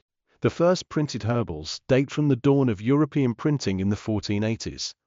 They provided valuable information for apothecaries, whose job it was to make the pills and potions prescribed by physicians. In the next century, landmark herbals were produced in England by William Turner, considered to be the father of British botany, and John Gerard, whose illustrations would inspire the floral fabric, wallpaper, and tile designs of William Morris 4 centuries later.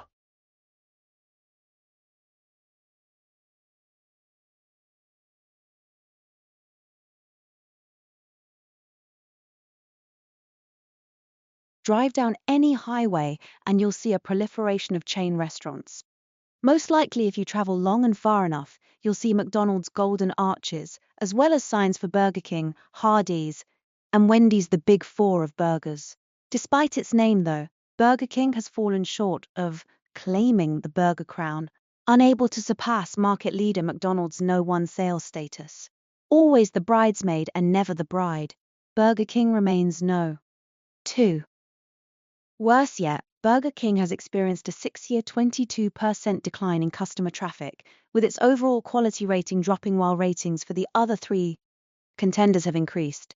The decline has been attributed to inconsistent product quality and poor customer service. Although the chain tends to throw advertising dollars at the problem, an understanding of integrated marketing communication theory would suggest that internal management problems, 19 CEOs in 50 years, need to be rectified before a unified long-term strategy can be put in place.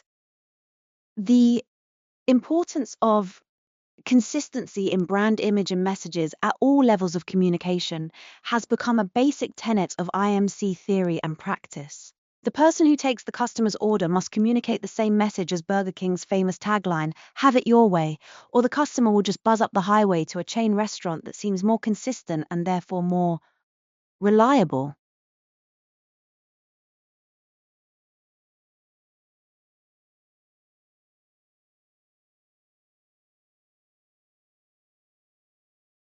One distinguishing feature of the business is its economic character. In the world of business, we interact with each other, not as family members, friends, or neighbors, but as buyers and sellers, employers and employees, and the like. Trading, for example, is often accompanied by hard bargaining, in which both sides conceal their full hand and perhaps engage in some bluffing. And a skilled salesperson is well versed in the art of arousing a customer's attention, sometimes by a bit of puffery, to clinch the sale. Still, there is an ethics of trading that prohibits the use of false or deceptive claims and tricks, such as bait and switch advertising.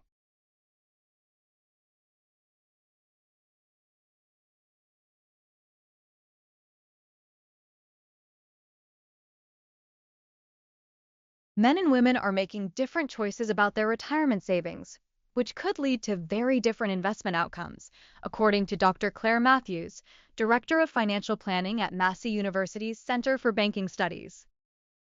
Speaking at the 2012 New Zealand Finance Colloquium held at Massey University's Albany campus last week, Dr. Matthews said demographic characteristics had a substantial impact on the choices people made about KiwiSaver funds and retirement savings more generally.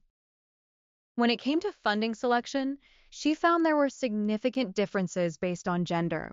Men are more likely to invest in aggressive and growth funds, while women are more likely to choose conservative funds. Males are risk takers, whether it's in their choice of car or their investment fund, she says. But when it comes to long-term savings, risk-taking can actually be an advantage. Dr. Matthews also found that men are more likely than women to have prior savings when joining KiwiSaver. Just over half of male respondents said they had savings already, while only 38% of women did. These figures reflect and confirm, quite disappointingly, the difference between males and females and the level of interest they take in financial planning, Dr. Matthews says. It's important for all New Zealanders to be better educated about their personal finances, but this is particularly so for women. Other demographic factors, including age, ethnicity, education, and income, can also influence the choices being made about retirement savings. Dr. Matthews found that those with bachelor and higher degrees and those in households with a pre-tax income of $100,000 or more were more likely to choose aggressive and stimulating funds. On the other hand, both the youngest and oldest age groups were more likely to be invested in conservative funds. While this might be appropriate for the life cycle stage of older investors, it might not be so appropriate for younger, longer-term investors.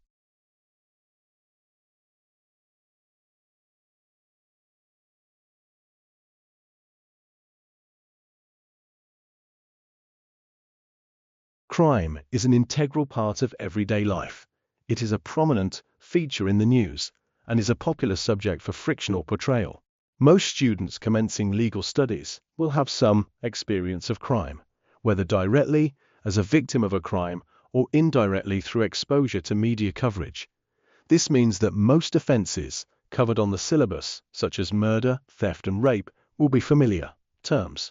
This tends to give students the impression that they know more about criminal law than they do about other subjects on the syllabus. This can be a real disadvantage in terms of the academic study of criminal law, because it tends to lead students to rely on preconceived notions of the nature and scope of the offences and to reach instinctive, but often legally inaccurate, conclusions.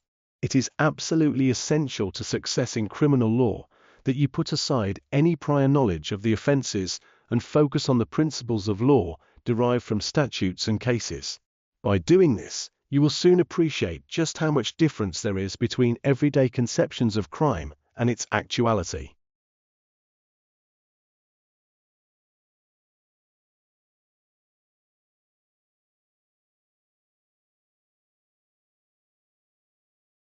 With about 1.5 billion non-native speakers, English has become the world's own language. Such dominance has its downside, of course. There are now about 6,800 languages left in the world, compared with perhaps twice that number back at the dawn of agriculture. Thanks in part to the rise of Uber languages, most importantly English, the remaining languages are now dying at the rate of about one a fortnight. Want to learn Busuu, anyone? Then you'd better head to Cameroon fast, before one of the language's last 8 speakers kicks the bucket, as the Busuu presumably doesn't say.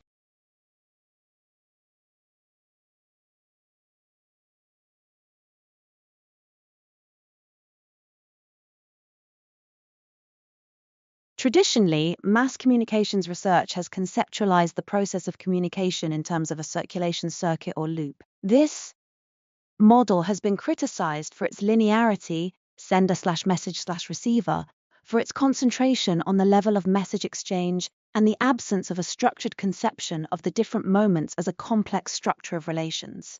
But it is also possible and useful to think of this process in terms of a structure produced and sustained through the articulation of linked but distinctive moments: production, circulation, distribution/consumption, reproduction. This would be to think of the process as a complex structure in dominance, sustained through the articulation of connected practices, each of which, however, retains its distinctiveness and has its specific modality, its forms and conditions of existence.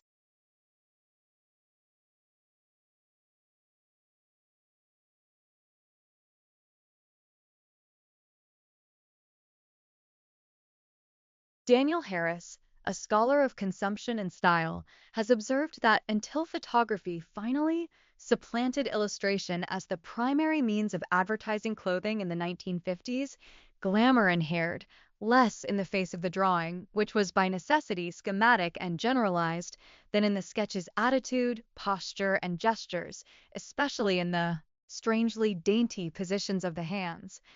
Glamour once resided so emphatically in the stance of the model that the faces in the illustrations cannot be said to have expressions at all, but angles or tilts.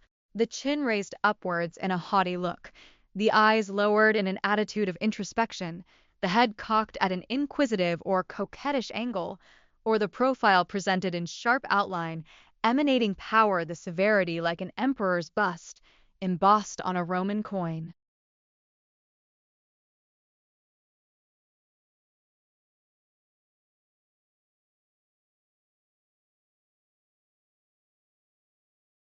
Bones are extremely strong. One of their main functions is to protect organs. For example, the skull protects the brain, ribs protect the heart and lungs. There are 3 types of joints, including fixed joints, slightly movable joints, and freely moving joints.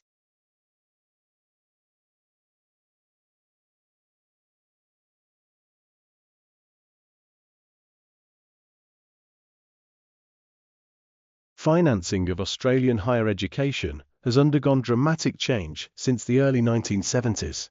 Although the Australian government provided regular funding for universities from the late 1950s, in 1974, it assumed full responsibility for funding higher education, abolishing tuition fees to make the university accessible to all Australians who had the ability and who wished to participate in higher education. Since the late 1980s, there has been a move towards greater private contributions, particularly student fees. In 1989, the Australian government introduced the Higher Education Contribution Scheme, HACS, which included a loan scheme to help students finance their contributions.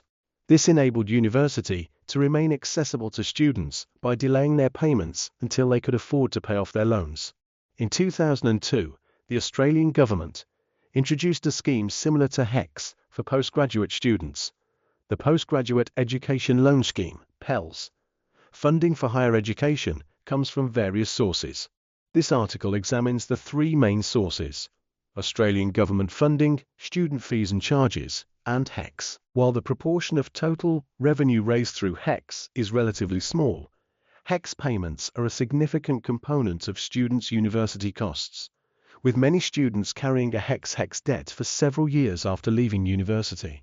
This article also focuses on the characteristics of university students based on their HECS ACE liability status and the level of accumulated HECS debt.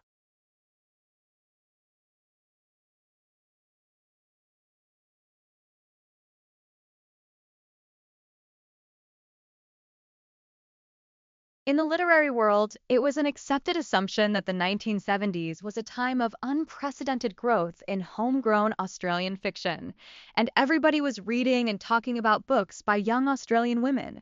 But it was not until recently that a researcher was able to measure just how many novels were published in that decade, and she found that there had been a decline in novels by Australian writers overall, but confirmed an increase in women's novels. It is this sort of research testing ideas about literary history that is becoming possible with the spread of digital humanities. The intersection of humanities and digital technologies is opening up opportunities in the fields of literature, linguistics, history, and language that without computational methods and digitized resources to bring information together in an accessible way. Transcription software is being developed for turning scans of books and documents into text as the field of digital humanities takes off.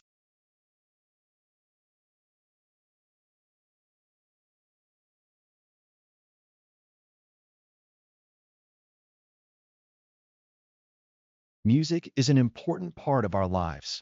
We connect and interact with it daily and use it as a way of projecting our self-identities to the people around us. The music we enjoy, whether it's country or classical, rock and roll or rap, reflects who we are. But where did music, at its core, first come from? It's a puzzling question that may not have a definitive answer. One leading researcher, however, has proposed that the key to understanding the origin of music is nestled snugly in the loving bond between mother and child. In a lecture at the University of Melbourne, Richard Parncutt, an Australian-born professor of systematic musicology, endorsed the idea that music originally spawned from mother-es, the playful voices mothers adopt when speaking to infants and toddlers. As the theory goes, increased human brain sizes caused by evolutionary changes occurring between 1 and 2 million years ago resulted in earlier births, more fragile infants, and a critical need for stronger relationships between mothers and their newborn babies. According to Parncutt, who was based at the University of Graz in Austria, mother-es arose as a way to strengthen this maternal bond and to help ensure an infant's survival.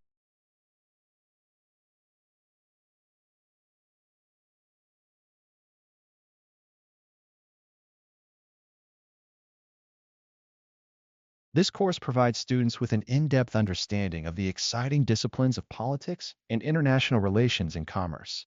Students will learn about the workings of political institutions in countries around the world and explore the complex field of relations between nations. Topics in governance, public policy, public administration, national security, border control, and commerce ensure that students receive a broad and current education in the range of issues which are covered under the label of politics and international relations and commerce. In addition to acquiring specialist knowledge and competencies in politics and international relations and commerce, students will graduate with a range of generic skills such as critical thinking, enhanced communication abilities, problem solving, and strong capacities to work with others. They will also develop ethically based and socially responsible attitudes and behaviors.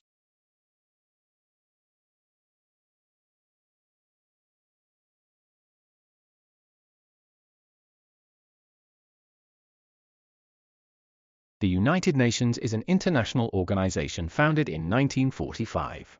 Due to its unique international character and the powers vested in its founding charter, the organization can take action on a wide range of issues and provide a forum for its 193 member states to express their views through the General Assembly, the Security Council, the Economic and Social Council, and other bodies and committees.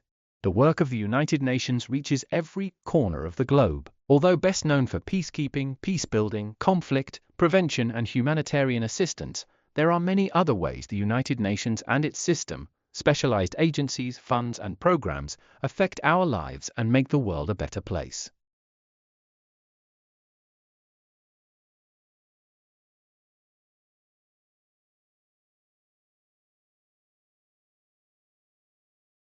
Chemistry is an extremely important topic in physiology. Most physiological processes occur as the result of chemical changes that occur within the body. These changes include the influx-efflux of ions across a neuron's membrane, causing a signal to pass from one end to the other. Other examples include the storage of oxygen in the blood by a protein as it passes through the lungs for usage throughout the body.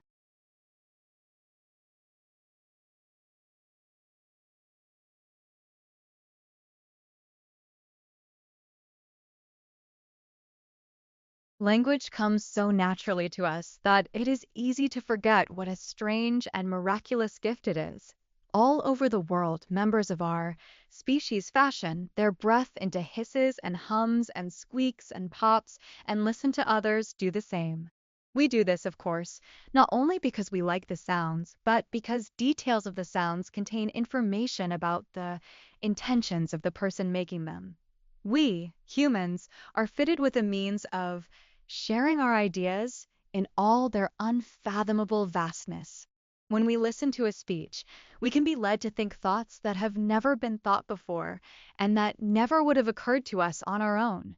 Behold, the bush burned with fire, and the bush was not consumed.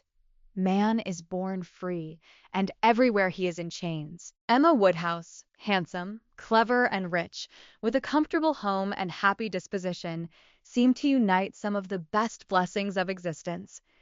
Energy equals mass times the speed of light squared.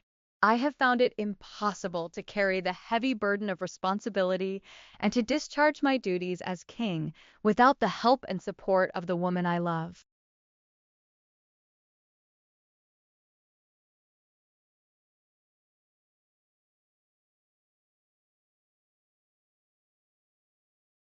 To learn the speech of alchemy, an early form of chemistry in which people attempted to turn metals into gold. It helps to think back to a time when there was no science, no atomic number or weight, no periodic chart, no list of elements. To the alchemists, the universe was not made of leptons, bosons, gluons, and quarks. Instead, it was made of substances, and one substance, say, walnut oil, could be just as pure as another, say, silver. Even though modern scientists would say one is heterogeneous and the other homogeneous.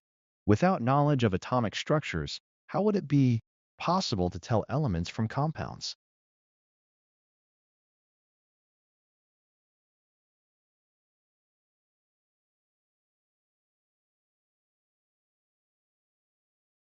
Seminars are not designed to be mini lectures. Their educational role is to provide an opportunity for you to discuss interesting and/or difficult aspects of the course. This is founded on the assumption that it is only by actively trying to use the knowledge that you have acquired from lectures and texts that you can achieve an adequate understanding of the subject.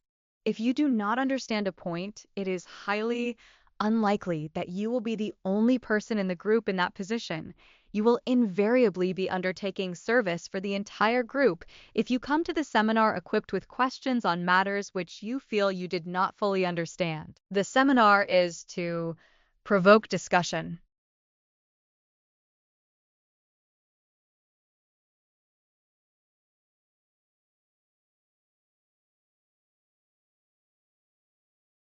Paris is very old. There has been a settlement there for at least 6,000 years, and its shape has been determined in part by the River Seine and in part by the edicts of France's rulers.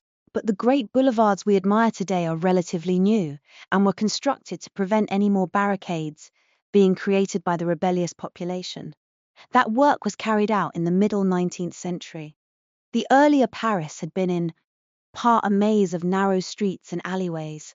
But you can imagine that the work was not only highly expensive, but caused great distress among the 500,000 or so residents whose houses were simply razed and whose neighborhoods disappeared. What is done cannot usually be undone, especially when buildings are torn down.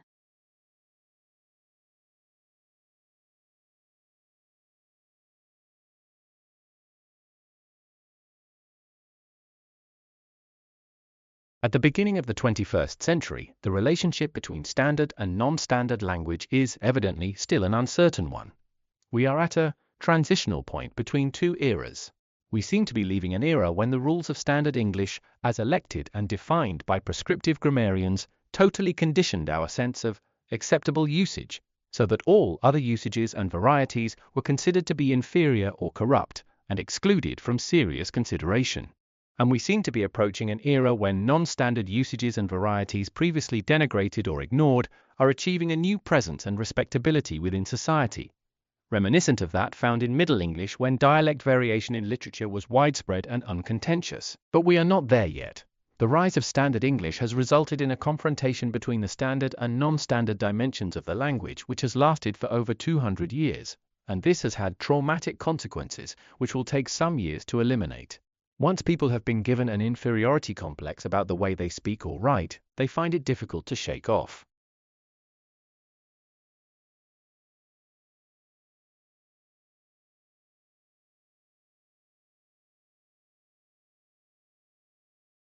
You have about 30 minutes to answer each question. You must take account of how many marks are available for each part when you answer it. Even if you think you can write more, don't spend 15 minutes answering a part worth only 5 marks. Leave space at the end of your answer and come back to it if you have time to spare later. And if you can't think of an answer to some part, leave a space and move on to the next part. Don't write about something else if you don't know the correct answer. This is just a waste of your valuable time and the examiner's.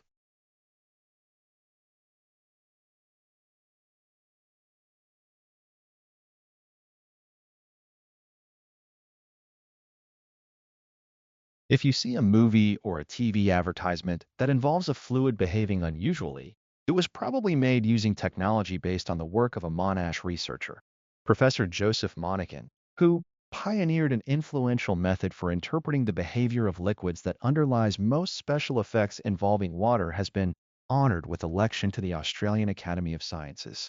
Professor Monahan, one of only 17 members elected in 2011, was recognized for developing the method of smoothed particle hydrodynamics, SPH, which has applications in the fields of astrophysics, engineering, and physiology, as well as movie special effects. His research started in 1977 when he tried to use computer simulation to describe the formation of stars and stellar systems.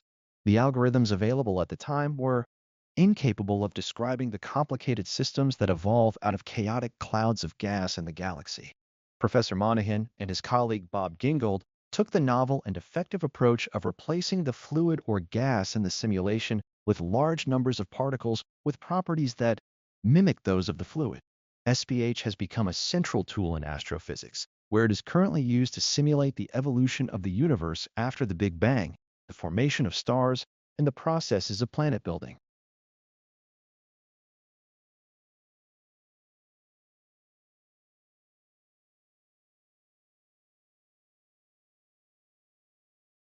This summer, 41 UBC alumni and friends participated in expeditions to the Canadian Arctic and the legendary Northwest Passage.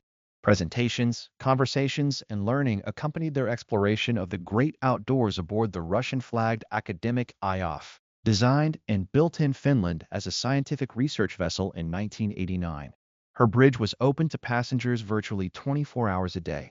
Experts on board presented on topics including climate change, wildlife, Inuit culture and history, and early European explorers. UBC Professor Michael Byers presented on the issue of Arctic sovereignty, a growing cause of debate as the ice melts, new shipping routes open, and natural resources become accessible.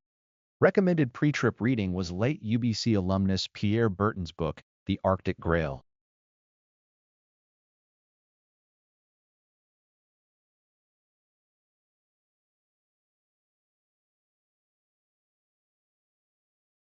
David Lynch is professor and head of education at Charles Darwin University.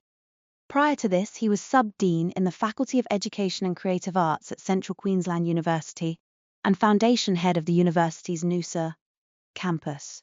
David's career in education began as a primary school teacher in Queensland in the early 1980s and progressed to 4 principal positions before entering higher education. David's research interests predominate in teacher education with a particular interest in building teacher capability to meet a changing world.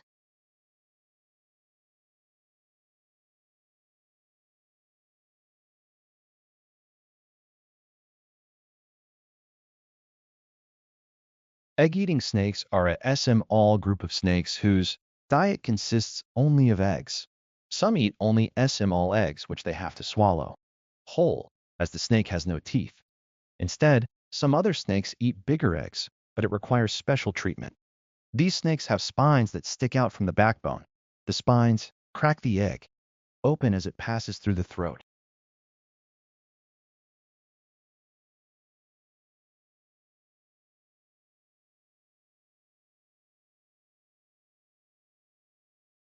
Complementary therapies, such as those practiced by naturopaths, chiropractors, and acupuncturists, have become increasingly popular in Australia over the last few decades. Interest initially coincided with enthusiasm for alternative lifestyles, while immigration and increased contact and trade with China have also had an influence. The status of complementary therapies is being revisited in a number of areas: legal regulation, the stances of doctors' associations, their inclusion in medical education, and scientific research into their efficacy.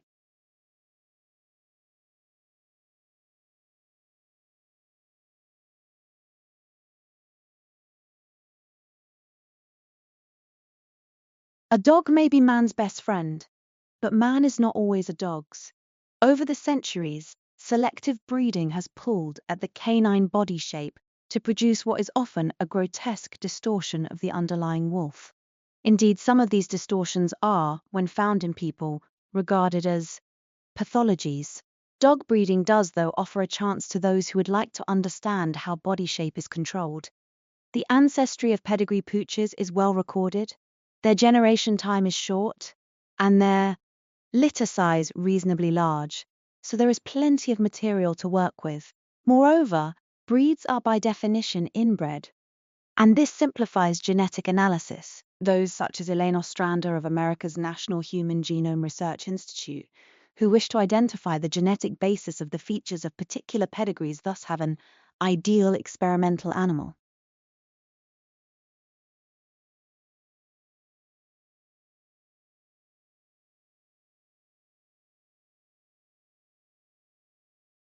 What history books tell us about the past is not everything that happened, but what historians have, therefore, selected. They cannot put in everything. Choices have to be made. Choices must similarly be made about which aspects of the past should be formally taught to the next generation in the shape of school history lessons. So, for example, when a national school curriculum for England and Wales was first discussed at the end of the 1980s, the history curriculum was the subject of considerable public and media interest. Politicians argued about it, people wrote letters to the press about it. The Prime Minister of the time, Margaret Thatcher, intervened in the debate. Let us think first about the question of content. There were 2 main camps on this issue: those who thought the history of Britain should take pride of place, and those who favoured what was referred to as world history.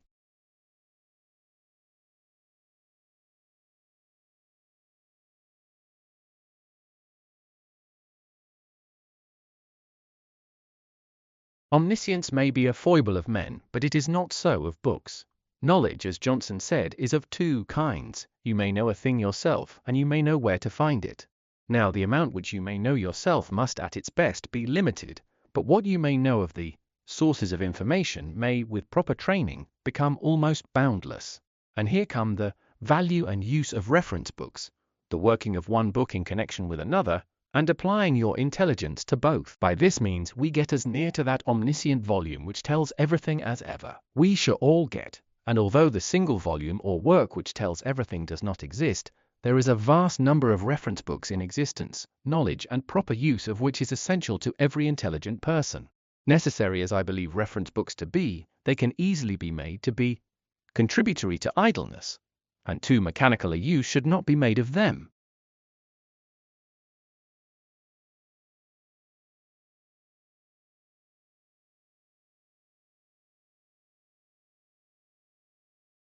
Dictatorship is not a modern concept. 2,000 years ago, during the period of the Roman Republic, exceptional powers were sometimes given by the Senate to individual dictators such as Sulla and Julius Caesar. The intention was that the dictatorship would be temporary and that it would make it possible to take swift and effective action to deal with an emergency. There is some disagreement as to how the term should be applied today. Should it be used in its original form to describe the temporary exercise of emergency powers? Or can it now be applied in a much broader sense, as common usage suggests?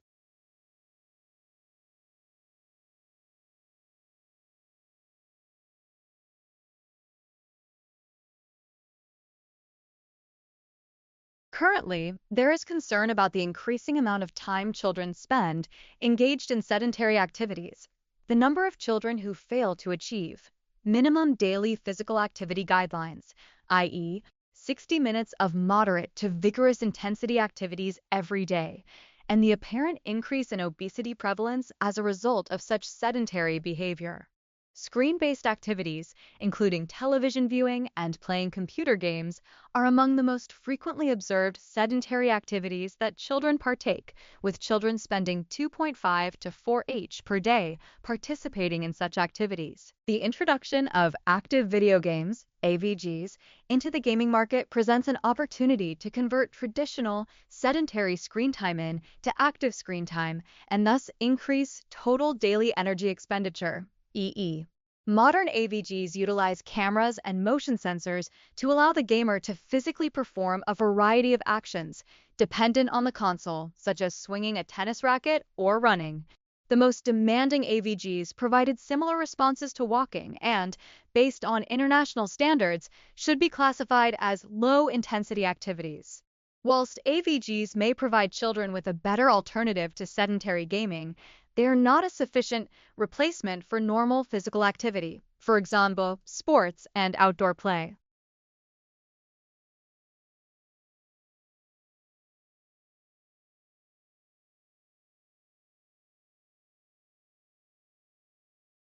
The discovery of a set of what look like ancient hominin footprints on the island of Crete could throw our understanding of human evolution into disarray. Received wisdom is that after splitting from the chimp lineage, our hominin ancestors were confined to Africa until around 1.5 million years ago. The prints found in Crete, however, belong to a creature that appears to have lived 5.7 million years ago, suggesting a more complex story. More research is needed to confirm what kind of animal made them. However, the prints seem to have been made by a creature that walked upright, on the soles of clawless feet, rather than on its toes, with a big toe positioned like our own, rather than sticking out sideways like an ape's. It may yet turn out to have been a previously unknown non-hominin that had evolved with a human-like foot. But the explanatory paper in the Proceedings of the Geologists Association is not the first to suggest that hominins could have originated in Europe. A few months ago, a team put forward evidence gleaned from fossils found in Greece and Bulgaria that a 7.2 million-year-old ape known as Greekopithecus was in fact a hominin.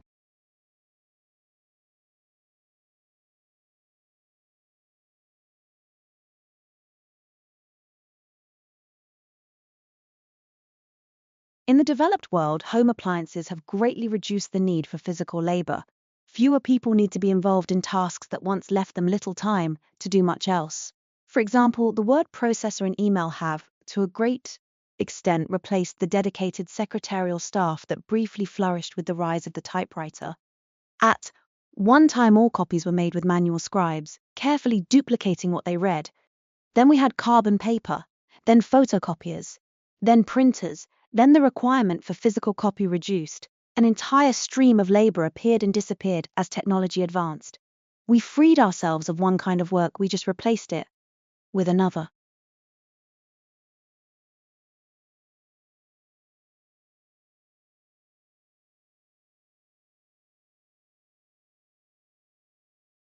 The 6 programs represented here report that word of mouth is by far their most effective recruitment tool, particularly because it typically yields candidates who are similar to previously successful candidates.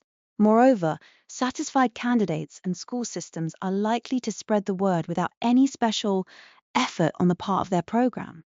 Other, less personal advertising approaches, such as radio and television spots and local newspaper advertisements, have also proven fruitful, especially for newer programs. New York uses a print advertising campaign to inspire dissatisfied professionals to become teachers. Subway posters send provocative messages to burned out or disillusioned professionals. Tired of diminishing returns? Invest in NYC Kids was just one of many Madison Avenue-inspired invitations. News coverage has also proven to be a boon to alternative programs. When the New York Times, for example, ran a story about the district's alternative route program, 2,100 applications flooded in over the next 6 weeks.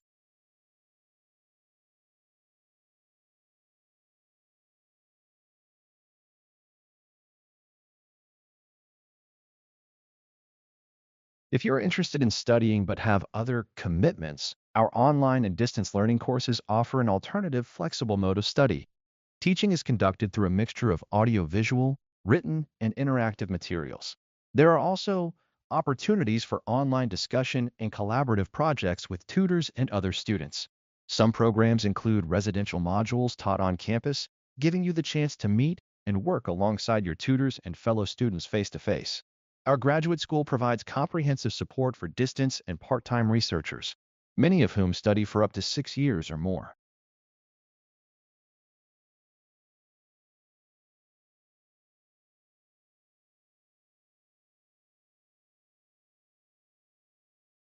People are spending twice as much time online compared to 10 years ago, fueled by increasing use of tablets and smartphones. The biggest increase has been among young adults, with time spent online almost tripling from 10 hours and 24 minutes each week in 2005 to 27 hours and 36 minutes in 2014. In total, the average adult spends more than 20 hours online a week, which includes time spent on the internet at work.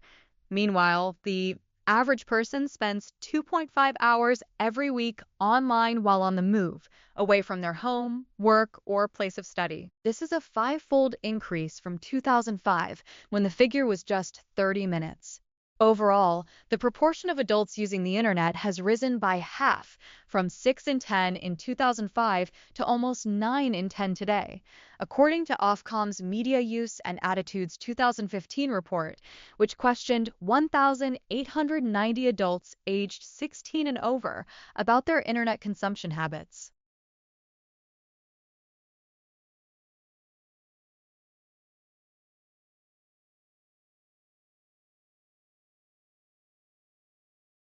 Part of the fun of experimenting with granular materials, says Stephen W. Morris, is the showmanship. In one stunt that he has demonstrated in settings ranging from high school classrooms to television studios, the University of Toronto, physicist loads clear plastic tubes with white table salt and black sand and starts them rotating. What transpires in the tubes usually knocks the socks off of any unsuspecting bystander. Instead of mixing into a drab gray sameness, the sand particles slowly separate into crisp black bands cutting across a long, narrow field of salt. As the spinning continues, some bands disappear and new ones arise. It's a parlor trick, Morris says. Not to deny its entertainment value, this demonstration of how strangely granular materials can behave is also an authentic experiment in a field both rich in fundamental physics and major practical consequences. Yet granular mixing today remains more of an art than a science, says chemical engineer Fernando J.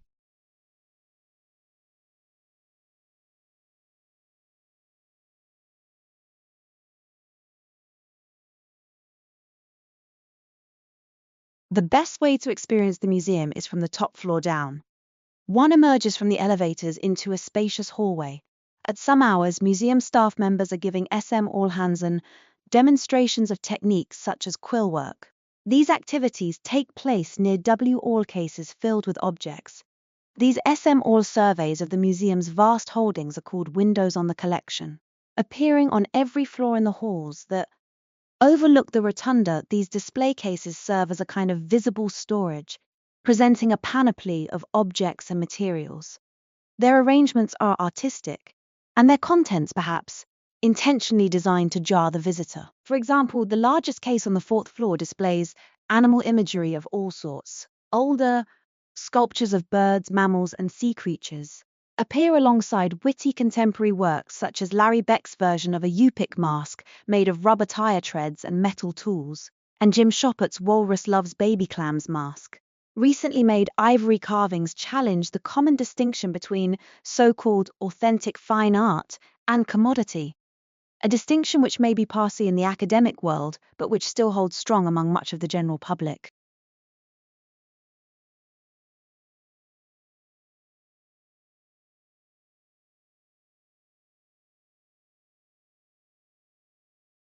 Emerald is defined by its green color.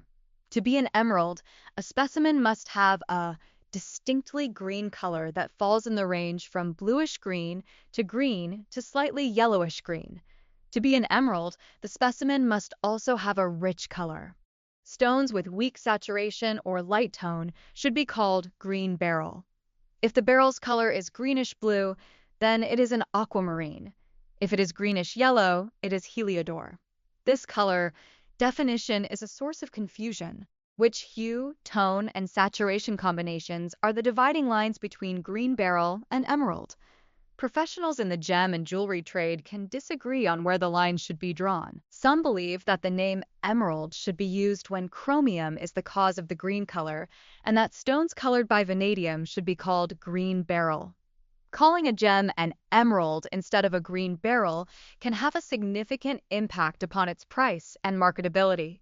This color confusion exists within the United States. In some other countries, any beryl with a green color, no matter how faint, is called an emerald.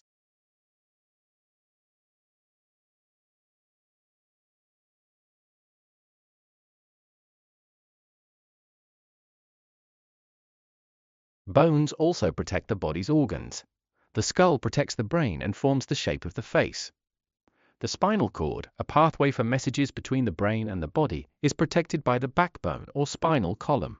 The ribs form a cage that shelters the heart and lungs, and the pelvis helps protect the bladder, part of the intestines, and in women, the reproductive organs. Bones are made up of a framework of a protein called collagen, with a mineral called calcium phosphate that makes the framework hard and strong. Bones store calcium and release some into the bloodstream when it's needed by other parts of the body. The amounts of certain vitamins and minerals that you eat, especially vitamin D and calcium, directly affect how much calcium is stored in the bones. Joints are where two bones meet. They make the skeleton flexible. Without them, movement would be impossible.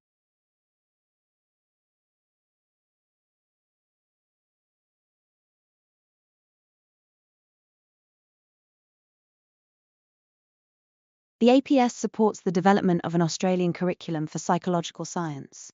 The APS Division of Psychological Research, Education and Training, DPRET, in consultation with teacher and curriculum representatives from every state and territory in Australia, has developed a proposed framework for senior secondary school studies in psychological science. This framework is modelled on the current senior science curricula that were developed and published by the Australian Curriculum, Assessment and Reporting Authority. The APS hopes that this framework will facilitate a dialogue between educators and their local curriculum authority, with the aim of working towards a more consistent approach to the teaching of psychological science at secondary school level and optimizing the preparation for students going on to undergraduate psychology studies at university, as well as the effective use of psychological principles in everyday life.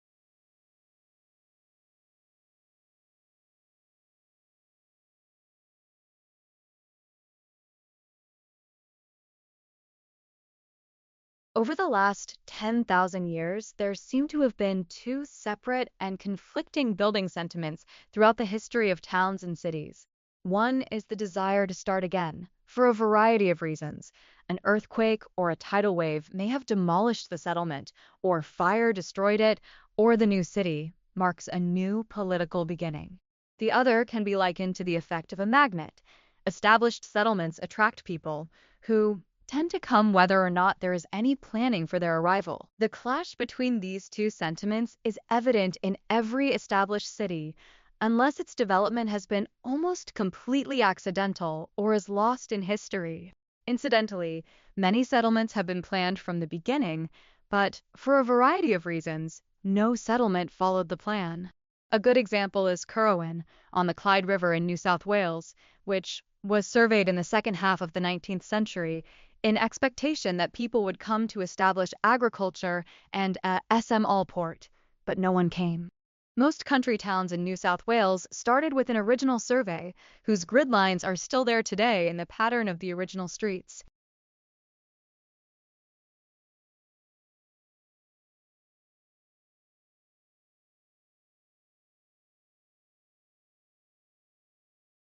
Film is where art meets commerce. As Orson Welles said, a painter just needs a brush and the writer just needs a pen, but the producer needs an army, and an army needs money. A producer is just like an entrepreneur. We raise money to make films. First, we need to find an original idea or a book or a play and purchase the rights. Then we need money to develop that idea, often a reasonably SM all sum. Besides, to commission a writer for the screenplay isn't something you would want to gamble your own money on. So you find a partner. We are lucky here in the UK as we have Film 4, BBC Films and the UK Film Council, all of which are good places to develop an idea. Producing in Britain is very different to producing in America or even Europe because the economic dynamic is different.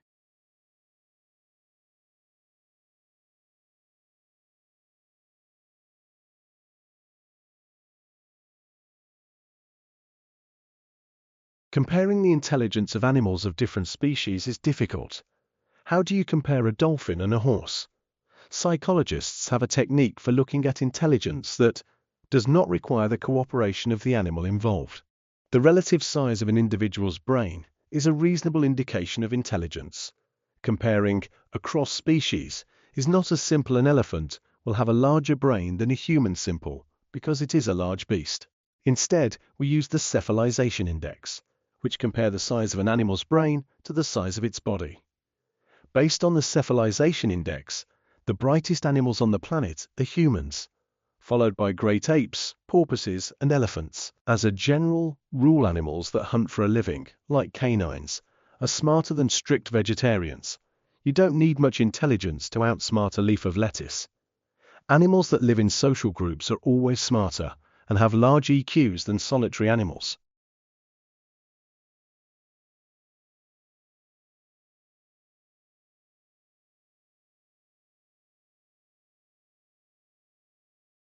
One thing is certain, most people do not get enough exercise in their regular routines. All of the advances of modern technology, from electric can openers to power steering, have made life easier, more comfortable, and much less physically demanding. Yet our bodies need activity, especially if they're carrying around too much fat. Satisfying this need requires a definite plan and a commitment. There are two main ways to increase the number of calories you spend. Start a regular exercise program if you do not have one already. Increase the amount of physical activity in your daily routine.